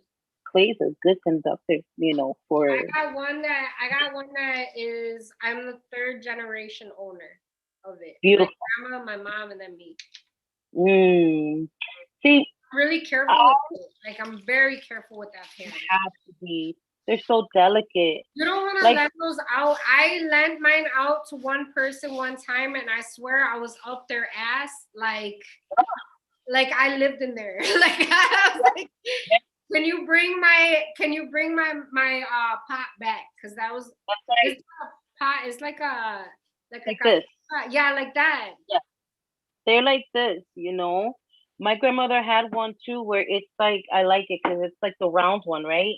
And then Mhm. it's got that little lid, like the little lip, and it's like round. Yeah. And she would always make frijoles, but I'm Ooh. gonna be honest with you. Using clay pots like this, right? For me, I feel like the frijoles have a different taste to them versus you using a regular metal, aluminum, non-stick, whatever pan pot that you have. You know what I mean? I feel like the frijoles for some reason have a different texture to them when you cook them in clay pots. You Mhm. know, I don't know what happened to that clay pot. I don't know. I hope it appears. I hope it didn't break. But cooking in clay pots like they do in Mexico, you know what I mean? Those are the bomb. They Those are. are, they're the bomb. They're the bomb. I don't know. I always feel like when cooking is a different way to what we're accustomed to cooking, I don't know. Maybe it's something mental. Maybe it's something palatable. Maybe it's not. You just definitely know that there's a different taste to. We cook with a lot of sabor. We do. Like everything is very flavored. Yeah. And I feel like the reason why sometimes we're not happy when we get other foods, because I've had other foods that didn't, it'd be like it needs more something. Like it needs, I'll find myself adding stuff to it. Like, Yes. but ours is like, if anything, maybe sometimes you might have to add a little bit of salt. Like if you have somebody that's trying not to eat too much salt in Mhm. the family, but other than that, our food is very Yeah. flavored, where you don't really have to add anything because it has so much like there's so much ingredients. Like even for your carne, you had like the jalapenos, all the things, all the elements that came together to create that sauce. But then there was Right. also the meat that had its own flavor. Right. Because it's like you add different flavors to your salsa, right? And then aside from the salsa, I added the seasoning and the spices to the meat before adding the liquid, because you have that layer on top of that layer, you know what I mean? And the layers are harmoniously put together. Hmm. People think that like sweet and sour, I should give a quick recipe. Should I give a quick recipe, Go you ahead, yeah, guys? do it real quick Okay. recipe. Quick fucking recipe. Sweet and spicy. Okay. You can use this for shrimp, lamb, pork chop, chicken. Okay. So bless you. Thank you. All right. So you use chipotle, right? If Hmm. you have get your can of chipotle with the whole jalapenos, not with the whole chipotle pepper in there too. Not just the sauce. You want to get the whole chipotle with the pepper. So you get a can of that. You get a mango. Mm. Mm. You get a mango, okay, and you want a nice ripe mango. So you want to make sure your mango is red to orange. There you go. So what you do is in a blender, you put your cut up mango. Of course, don't use the skin. You add in your chipotle. You add in maybe from the can, maybe two peppers and some sauce. Okay. And you add in pineapple juice. Oh. So what you do is you blend it all up, make it nice and smooth, right? And it's gonna have a color almost like this, but a little bit with the tone of red.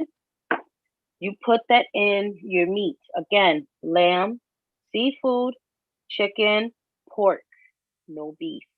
Okay. I don't Or think you know what? You can use beef. Let me stop lying. You can definitely use beef if they're costillas, which is ribs. Oh yeah. Yeah. Okay. So you can use beef, but it has to have like a bone type of beef. Right. Okay. So you use that as your mojo, is what we call in Puerto Ricans, mojo, which is a, what do Sauce. they call it? Like a thick sauce. Yeah, like your marinade. There Yeah, you go. marinade. Like Yeah. you're gonna marinate whatever carne you choose, whatever meat you choose. You marinate it for like at least 2 hours. The more, the better, the merrier. Just make sure you keep flipping the carne.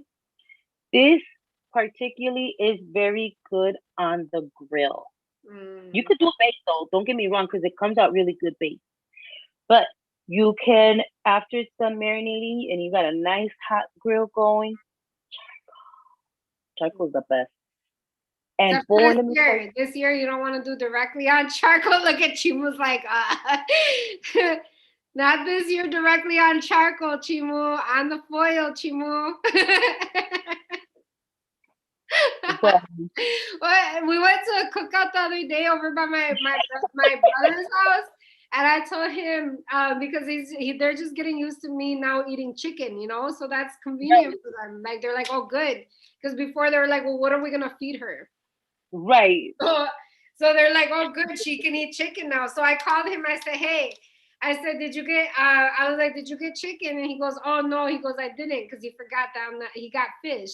I was like, okay. Uh, He's like, well, I'm gonna get chicken. I said, do you got foil? He goes, foil for what? And I was like, because I'm like, I need the foil for to cook the chicken. And then right. he goes, why we're grilling? And I was like, yeah. I was like, but I need you to put the foil on the grill and then put the chicken on the foil. And he was like, why? I'm like, because this year I can't have food directly on charcoal. And he was like, he was like, Oh my and so God. I was like, I go, you're probably like, next time just stay home. Just don't Stay come. home. Just don't come at Mhm. all. They're like, I'm Man, not gonna get invited to the family cookouts anymore because every year it's like I'm switching up on them. They're like, oh my what can you God. do? What can you not do? What can you eat? What can you not eat? It switches Well, every you could definitely use that mojo for a bake. If you wanted to bake it in the oven, you can do that. Yes, you can. yeah. But for me, this mojo, right, this marinade, it it is used more for charcoal grilling because you have pineapple juice, you have mango. These are natural sweeteners. So what does sugar do? It caramelizes. I know it's so bad, but No, it sounds good. well, I feel like I've made that minus the pineapple juice, but now I'm like, oh my god, with pineapple juice. pineapple juice. It tastes so I good because like you have the balance of the heat. it. I know. Oh my God. It has the balance of the heat, but it also has the balance of the sweetness. You know what I mean? So, I mean, hell, even when people make carnitas, you gotta use, what is it? A copper pot. Yeah. You have to use a certain copper. It does. Hmm. Cast iron, No, a copper. copper. Copper. Oh shit. Yeah, it's a pot. The outside is iron or steel, stainless steel, something like that. But the inside is copper. Those are the best pots to make carnitas in. For Oh. whatever reason, it's traditional. Um, some people use it, some people don't. But for whatever reason it is, traditionally when you make carnitas, it's supposed to be in a copper pot to make carnitas. Mm. Mhm. And again, like that is a tradition that's passed down. So there'll be a good amount of, people who will still be like, oh, I'm making carnitas. Oh, well, you need a copper pot. And you're like, what? You need a copper pot. Why? You know what I Okay, mean? I got a question. What is the most bizarre food that you enjoy eating? Bizarre? Bizarre, the weirdest shit that you eat that you're like, it's so good. Look at Louis, like in love with me right now. He's like, your mouth smells so good. Yeah. He's It like, smells chicken. My second. I know. He's like, your mouth smells so good, and I love you so much. Oh, look at it. Damn, Louis, you got a big ass, long ass tongue. He does. He does. It hangs out really. It's long. Oh my He's just all types of. It's too bad he'll never have a girlfriend because he's hung and he's got a long tongue. God. I know. I swear, you want to see it? That's kidding. I don't want to. Just kidding. Like I don't want to see it. Are you scared? Because I was shy. I was just kidding. He's like, oh my God, Mom, don't do that. Don't show everybody my ding dong. No. Look at his face. He's so grumpy. Uh, Grumpy.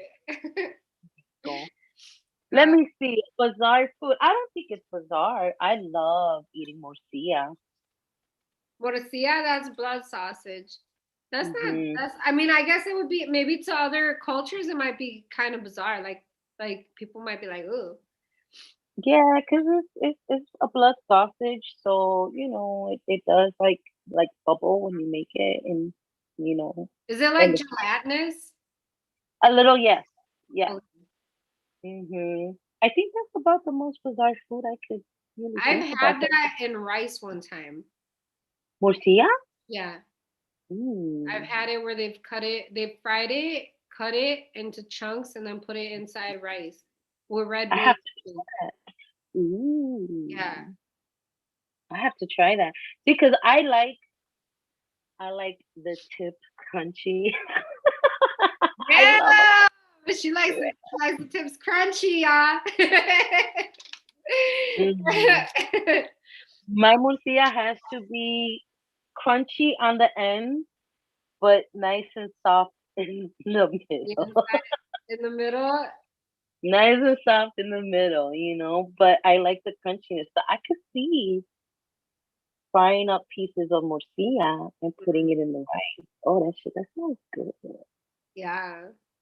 So I Mm. like well before I stopped eating meat and I can still remember because it was my favorite. I used to like organ meat a lot, like tripas. She was like, just kidding. This ain't the Yoni workshop. Yeah, keep talking. I'm gonna pull something out my freezer. But go ahead, keep Okay. talking.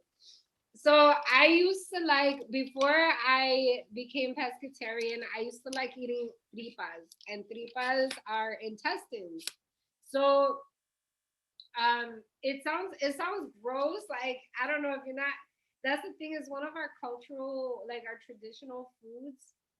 Because again, like a lot of our people didn't have a whole lot, so we would eat things that were scrapped that people didn't normally eat that they didn't want, and we would also too we would eat the whole animal, which was really it just I feel like if eating meat was like back in those days, I'd probably eat meat. I don't like how the animals are treated. I don't like how they're kept, and then I don't like what they go through before being in the grocery store. So that's why I stopped eating red meat. And I had stopped eating meat for like 5 or 6 years, but then it was recommended to me by my elder that I needed to start eating chicken or turkey and things like that. So, tripas are intestines, and like again, we clean them out. They're like long. It's like a long, almost what you would think veins look like. They're really long. So it's like a whole bunch of them, and you gotta clean them out. You gotta run the water, and you gotta like pull them and like squeeze all the poop out of them. Yeah, you gotta squeeze the shit out of them. Yeah, you gotta squeeze the shit out of them, and you gotta clean them like that. It takes a long time. So that's the other thing too, is I really appreciate all the work that people put into making them, because I've made them one time and oh my gosh, it was exhausting. Um, Yeah, it's a and lot of work to make tripas. it is a lot of work, but they were so good, and I would get them a little bit. I would order them some like a little crunchy, but like Right. chewy. And I would get mine from Watitan all the time. Mm. Yeah. You know what I'm thinking about weird, okay, like like you said, now I have a time. Yes. Um, my husband's uncle, boy, that motherfucker could cook his ass off. So there was a party that we ended up going to, a party, and he said, ¿Quieres un taco de todo? Con un taco de todo. He said something like that, taco of everything. I'm like, what the fuck is that? You know? De todo, like your lettuce, tomatoes, sour Yeah, cream. Is that de todo? like what? You know? And my husband was like, oh, hell yeah, Theo, hell yeah, right? Fuck are you eating? He made tacos de tripa, de lengua, de sesos, which is brain, Mhm. and ojos, And eyeballs, eyeballs. the eyeballs. And I was like, bitch.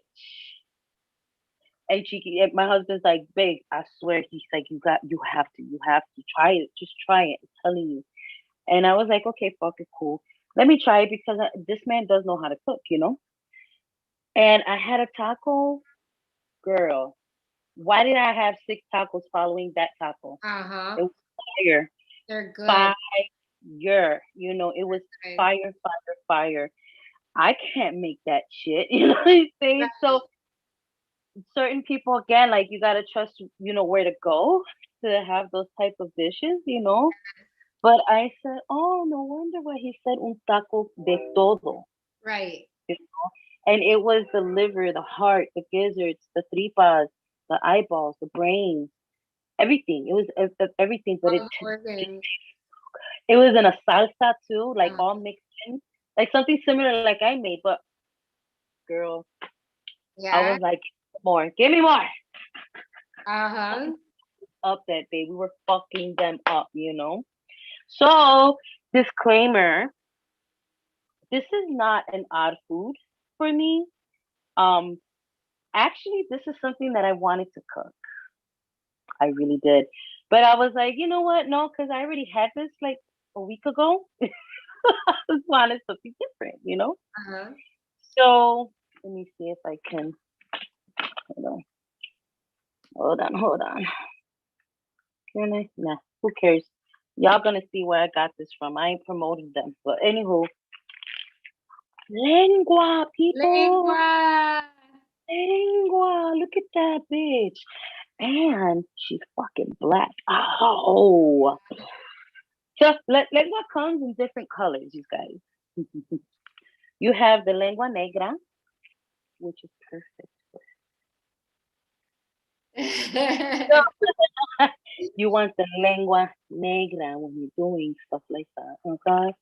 Or you can use any lengua, doesn't matter. But I prefer the lengua being a little bit darker because sometimes the lengua will have different colors too. Like one would be more pink and reddish or white, and the other one would be more heavier in the color, you know.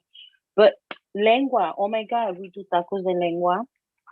We do guisos de lengua. Like just like I did with the costillas is the same way you can do this one, you know. Um, but I guess to some people, you know, it might be like, bleh, bleh. It's not to us, but you know what? You know what bothers me so much though is that those are the foods that our people ate because they were cheap and they were scraps. But now look at how much they charging for a damn lengua, like $20, bro. Look at that. 27.37. We used to pay that stuff used to be cheap back in the day. That's what our food stamps would buy. All the time, when food stamps were in like paper money. all the time. And this this is only like 2.7 pounds. Right. So, you know, I mean, if you feel like cursing people for 30 fucking dollars plus your shit, go for it. You know what I'm saying? If it's well worth it. But sometimes I look at these type of foods like, bitch, you ain't worth that fucking $30 when I could bless my family with this type of meat. Right. You know what I'm saying? There's Um, expensive workings. So keep that in mind too. If you guys ever hire anybody to do a like tapa boca or you know, any type of workings to like court case workings, anything like that, you know. So keep You that need in to charge, bitch. somebody to do those because I've had to charge according to how much a tongue costs. Okay, because the tongue is not considered poor people's food or the poor man's food, Not like we no like to say. more. Not no more. You know, we Wings used to get. too. Wings used to be real cheap back in the day. They're crazy for the prices right now. Mhm. Like even a pound of wings, you're looking at $14, $15, and you're like, bitch. Right. Like I was pescatarian for the longest time. And even then I didn't really pay that much for the stuff that I ate. Right, So exactly. that's like surprising. Um, let's see, we got Jessica Megan said menudo is so good, I'll never give it up. See, I miss exactly. menudo. I love menudo. Menudo is the bomb, but menudo fuck It's when you are cooking it because it is the stomach of the cow. yeah. You know, so again, these are recipes that obviously these are passed down traditional recipes that we learn. Again, nothing goes to waste. We use the stomach, we use the tongue, we use the brain, we The use the head, eye, the whole head. the head, Yeah, the for bowl. baby showers, I've like in my family, like back when I was younger, we would get the whole cow head for baby showers. You know, because it would feed a lot of people. That's a lot of tacos de cabeza that people, you know. And then too, like the other organ meat that I like, that I used to like, I haven't had it in years. I've thought about it because I still get once in a while, I get a little craving, especially when I see it. I remember how good it was. The, Uh-huh. the cow cheek, Oh, I love that. gland, Oh the, my God. the gland meat. Yeah, that cheek gland. Right? Oh my God, with some tacos. Uh-huh. We used to use a lot of the head for tamales. Uh-huh. Love it. Oh my God. That's how come sometimes I feel like maybe there's not a lot of things that I look at personally, like in my culture, as far as like it being like odd, because we were raised with this type of food, Right. you know. So when you were like, what are the odd, the you know, the foods that are kind of like a little bit like odd eating, it didn't dawn to me because this is normal for me. Right. Yeah, it's normal. Normal.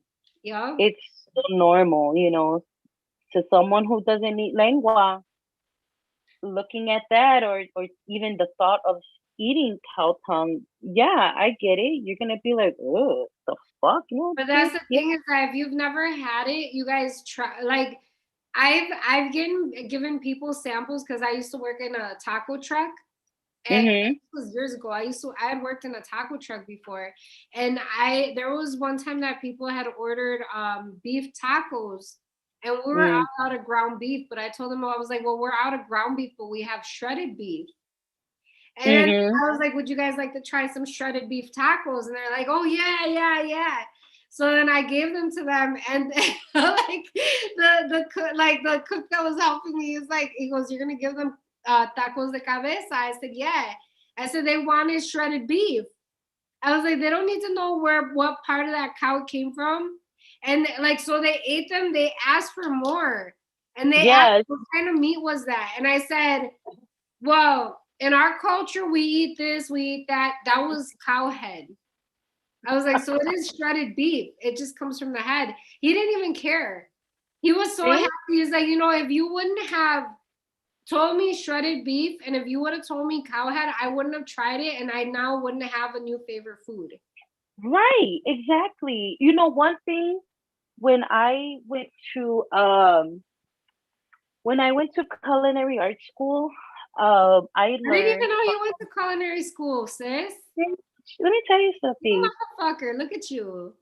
Bloodline right here fed fucking villages. I promise you. I promise you. That's what I say. I come from a bloodline. I believe we were the ones who fed villages because I am so into food. You know what I mean? Yeah.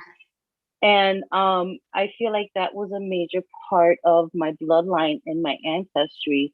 I feel like we could be farmers. I've never done my ancestry, first of all, but I I feel don't like have farmers. I haven't done it yet, but I feel like we were farmers, we were cultivators, yes, but I feel like we were the ones who fed the village, because I love to cook and I love to cook big. So when I went to culinary art school, from I what I learned from the professor was it's rude and ignorant to go ugh when you never tried or tasted Yeah. food and the culture of the food, you know. So every time, like, and he would hear somebody go, ugh, try it. He'll go and he'll tell you, here, try it, try it. So even if he heard, like, let's say we were doing frog legs that day, right? And he heard someone go, ugh, it happened all the time too, because Oh my we were god. learning how to do different things, right?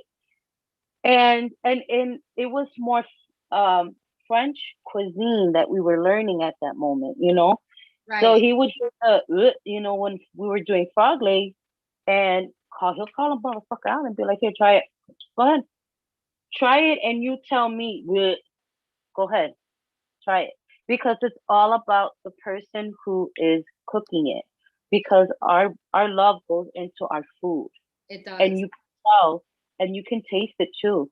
Because Not just our love, but like our like families love, like our ancestors, like our mothers, our abuelas, our like all of those lines of family, like that love is poured into the things that into it is, so yeah, like I wasn't the only one in my family that's gone to culinary art school. You know what I mean? Mhm. And I come from a background where both of my grandparents are very well cooked. So I was blessed to have both of best of both worlds when it comes to authentic Puerto Rican, cooks dishes and authentic Mexican dishes. I was blessed to have both because now, I'm able to cook both of them the way I was taught and raised and learned how to. Right. So, you know what this is? Let me tell you something. This bitch, Turmeric. no. I Let can't me see pull. take it out. Let me Oh, you're pull one up. using a thing. It's probably nopales or like tunas or something. Yes. So these are the reaction. Oh man, I should have recorded that bitch who was bagging up my shit. These are Tunas. tunas. Oh, tunas. Look at all them prickles on them. I don't see them like that. So when I seen it, okay, I got like three tunas in here, and the rest of this bag are all prickly. all prickly. Wow. All prickly. Look at all those pricklies. Look here. There's just so many of them. So Was she surprised that you didn't avoid taking those? she did this because it was wrapped up, and she knew Uh-huh. what it was. And she said, as she put it in there, she waited, and then she goes, because it's all prickly. Right. She was just like this. She looked, she did this, and she was like, See, you guys, that's the thing is that like the tunas, what Chimo was showing right now would be almost like when people go corn on the cob shopping and they're pulling all the green stuff off and throwing it in the garbage and then bagging their corns up. right, Like that's kind right. of like if you were gathering all of the husk and you had it in a bag with a couple of corns in there. Like, but Chimo has plans for those, and I know this. Look at those. Oh my gosh. Dude. Those are so perfect. I wonder if you can plant those because they're like seeds, no? You know what? I think the seeds are in your Oh, the tuna. tunas in the tuna. Yeah. Yeah, seeds bear fruit. Fruits So bear what are those? seeds. Flower? This is the fruit that bears. This is the fruit that the cactus bears. Right. But I'm saying, And what would be the prickly things? Are those considered the flower then? If that's the fruit. no, the prickly thing. Here we go. Here we go. The prickly thing is a form of protection. Mm-hmm. The prickly things is a form of protection from the cactus. Um, Oh, the this, yes, their defense mechanism for a cactus is the prickly thing. Therefore, anything like a coyote, a bird, mainly birds, but like squirrels or desert squirrels or desert mice or things like that. This is your cactus's defense mechanism right here.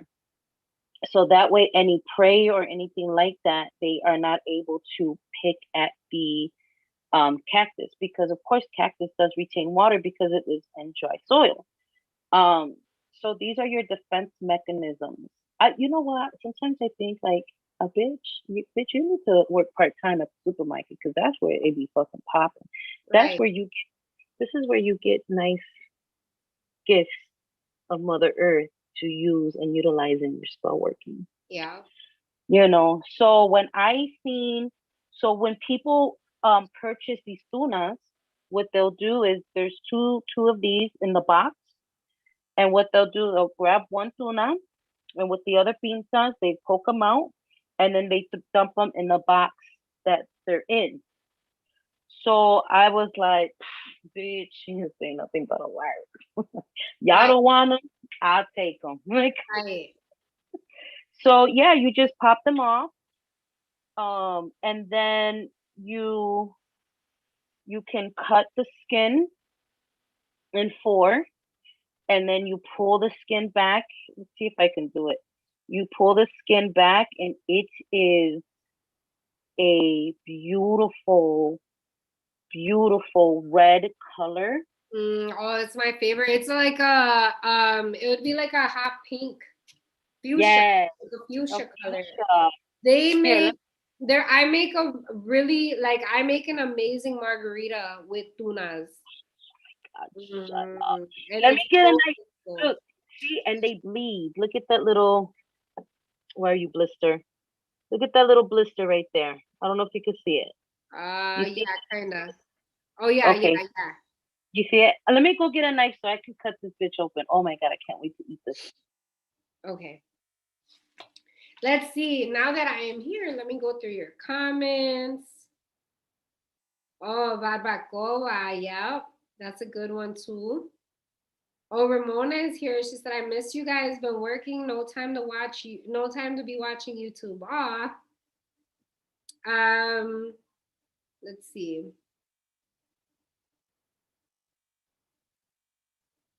Um, Jessica said the tongue is so good. It's like pot roast but better. Yes. So you guys can actually take the whole tongue and put it in like a little crock pot or a slow cooker and cook it on a really low and slow on a tongue. When I used to eat red meat, I would put the tongue in the night before and I would cook it all the way up until dinner time the next night. Oh So it's yeah. really good. And you can cut up some cilantro and some onions and some lime and like have some salsa and like corn tortillas and then make tacos out of it. It's really good. Really good.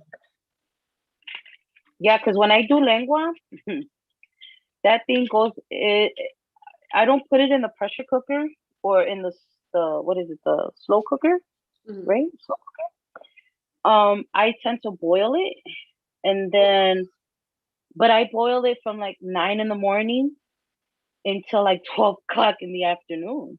Uh-huh. Nice and slow. I'll cut up an onion, and I cut up the onion, put it in there with bay leaves and salt, and I just let that, go on a nice slow boil. And then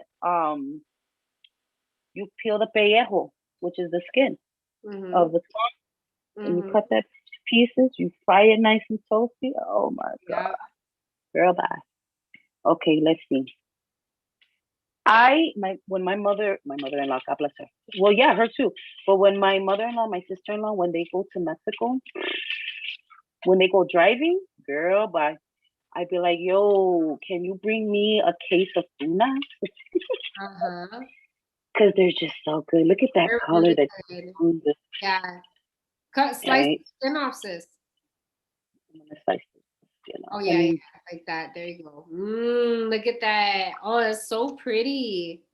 Look at that color. Look Yeah. at that color. It's so good, you guys.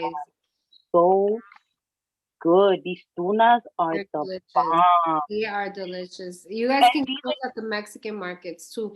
There's different yes, colors of tunas though, right? Since there's the ones that are like reddish on the outside that are yes, pinkish, and there's the ones that are green. yes.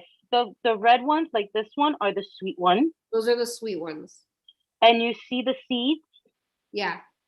That's your cactus seeds, you Ooh. know?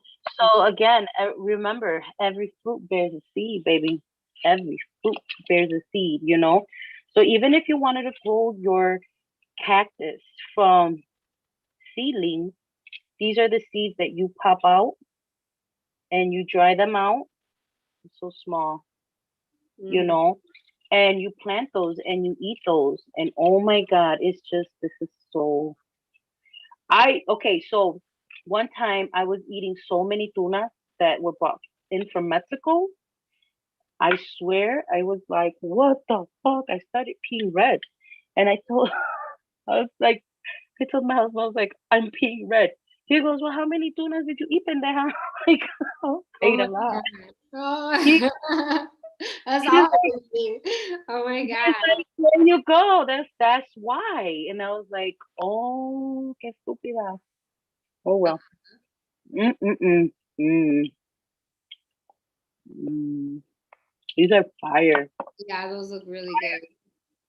It looks like a dragon fruit almost, Yeah. right? Like a dragon fruit. Yeah, these are really good. The seeds are really crunchy. Shit, I think I just might save this one and see if a cactus sprouts or something because these are fire. Especially in a hot day. Oh yeah. I Uh, mean, you don't think your ancestors were picking these things out of a cactus back then? We're in the desert. mhm. We're in hot climate. This is a source of water. It's a form of water. It's a source of water. You know what I mean? Yeah. So these Sis, are we're all. already almost three. I think we had 3 hours almost. You a lie. I swear. Oh no, we I gotta think go. we're almost at 3 hours. Okay. Go. So let's go ahead and oh, Jessica said that she got a craving for frog legs now. Chimu, or she said, thanks, Chimu. I'm not supposed to eat fried right now. Uh, Um, let's see. Ramona said, I'm driving, but I'm listening to the best girls in town. Oh, thank you so much, sis. Okay, so that is it, you guys. Sis, do you want to go ahead and plug our workshop?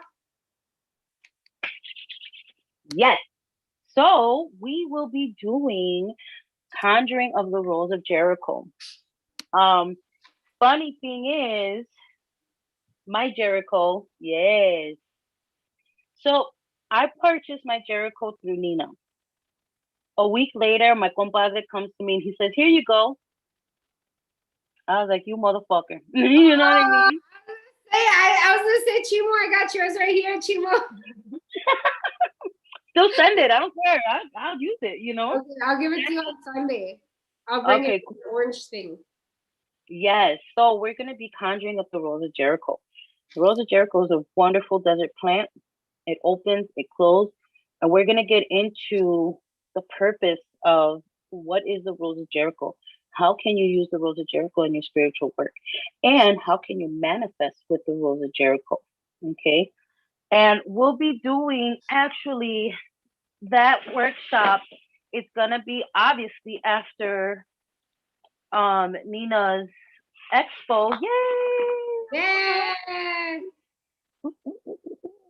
So And we'll definitely be doing the workshop of Rosa Jericho, and that's going to be on April 18th. Okay, so you know what? If you're still interested, we do have it in our Sip and Spell with the Latina Sanderson sisters. Um, it is an official page, so you can definitely find all the information that you need to find for that workshop. Okay. So that's going to be a good one. It's going to be two workshops for the month of April. It's going to be for April 11th, or excuse me, April 18th and April 25th. After our April's workshop, we're doing Patreon. And I can't wait for that because we're going to be giving out a lot more content in our Patreon for sure. When it comes down to workshops and things like that. So stay tuned to that one because that it is pretty much up and ready. We were just being some test dummies and checking it out ourselves and seeing how we can work through it and work with it, so we can all participate in our workshop. So that's going to be a lot of fun doing it in that way too. Other than that, that is our Rolls of Jericho workshop that we will start doing after Nina's expo. So join in. And Nina, Yes. how can they reach you if they need a Rose of Jericho? If you guys need a Rose of Jericho, I have them coming in. They are going to be here within 5 business days. However, because of the event this Sunday, again, 5 business days. So that would bring us to what? Today's Friday, Monday, Tuesday, Wednesday, Thursday. By next 14. yeah, by next week. I should have them in by next week. I have a limited amount coming in. If you guys would like to receive a Rose of Jericho, you will get the Rose of Jericho, and it will come with some instructions. And of course, we will be doing the workshop, so we'll be teaching you how to welcome your Rose of Jericho into your home, what the Rose of Jericho carries within it, what type of intentions you can work with the Rose of Jericho for, how to work with the Rose of Jericho as far as the water sheddings go, because it does drop leave sheddings behind. You can use those as well. How to properly care for it, how to leave offerings for your Rose of Jericho, what are its the days for the Rose of Jericho, where you could put your Rose of Jericho in your home for different uses. So we will be discussing all of that information in the workshop. So you guys definitely, they still got chance to sign up. You know what? They still do. Okay. We all And gotta if do it like ASAP because yeah, if yeah, you're not able to get your own Rose of Jericho, yes, you would have to do it ASAP. But if you have a Rose of Jericho that maybe you dried out because it did its purpose and now you want to refreshen her up or him up, it depends on what spirit it is, right? Um, do so. You have a Rose of Jericho, and let's contract some things, with this Rose of Jericho that's gonna assist us in what it is that we're looking for. In that workshop, we're also going to be demonstrating at least 3 different spells. 3 different Kat's spells. gonna do one different, Nina's gonna do a different, and I will be doing, a different spell too. So you're gonna also not only learn about the Jericho, but we're gonna show you how to work your Jericho for sure. Yes. So definitely sign up for those workshops. Like Chimo said, we are going to be on Patreon. So you guys can also join us on Patreon. We're really excited about that. And Patreon is really going to give you a chance to be able to view all of our past workshops, monthly subscriptions for the workshops that we're going to be having coming up, plus the ones that we offered in the past. So it's going to give you guys full access. Well, depending on the tier too, because each tier, we have a higher tier that's going to get full access of all of our workshops for that month and the previous.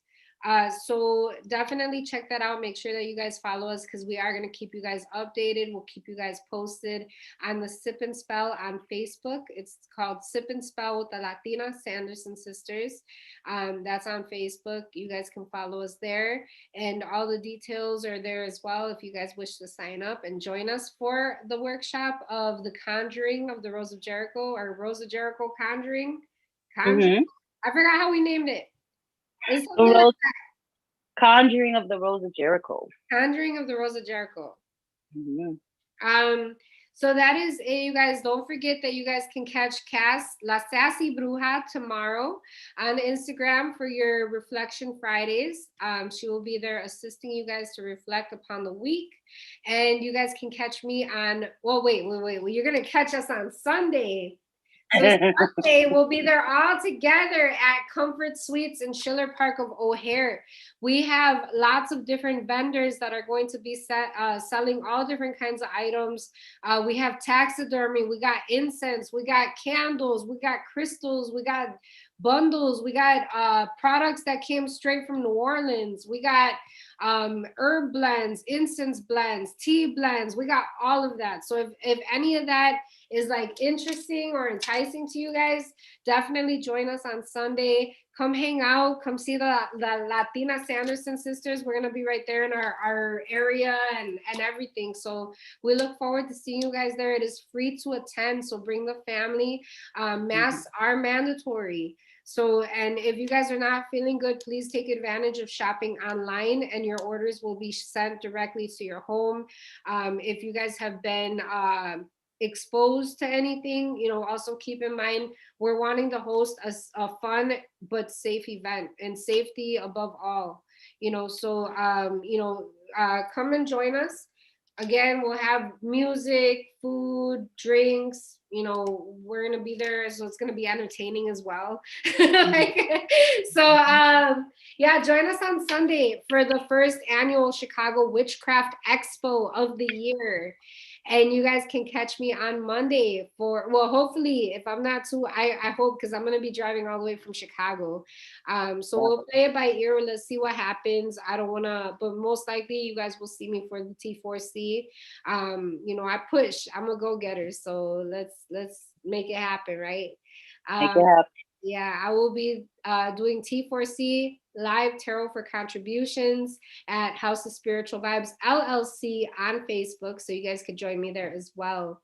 And that's it, you guys. This includes today's show, and we will see you guys next Thursday for another show. If you guys wish to see what topics we will be discussing for the month, you guys can find us at House of Spiritual Vibes Radio on Facebook, and all of the topics have been posted there, so you guys can follow along with us. Again, don't forget to follow us and check out and like all of our social medias, all of our outlets. You guys could have full advantage to the content that we put out there.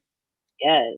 That is it for tonight, you guys. Thank you guys so much for joining us. Thank you guys for your continued love and support. Divine blessings to you today, tomorrow, and always. Ache. Bye, guys. Make something tasty. Yes. And serve it to your ancestors.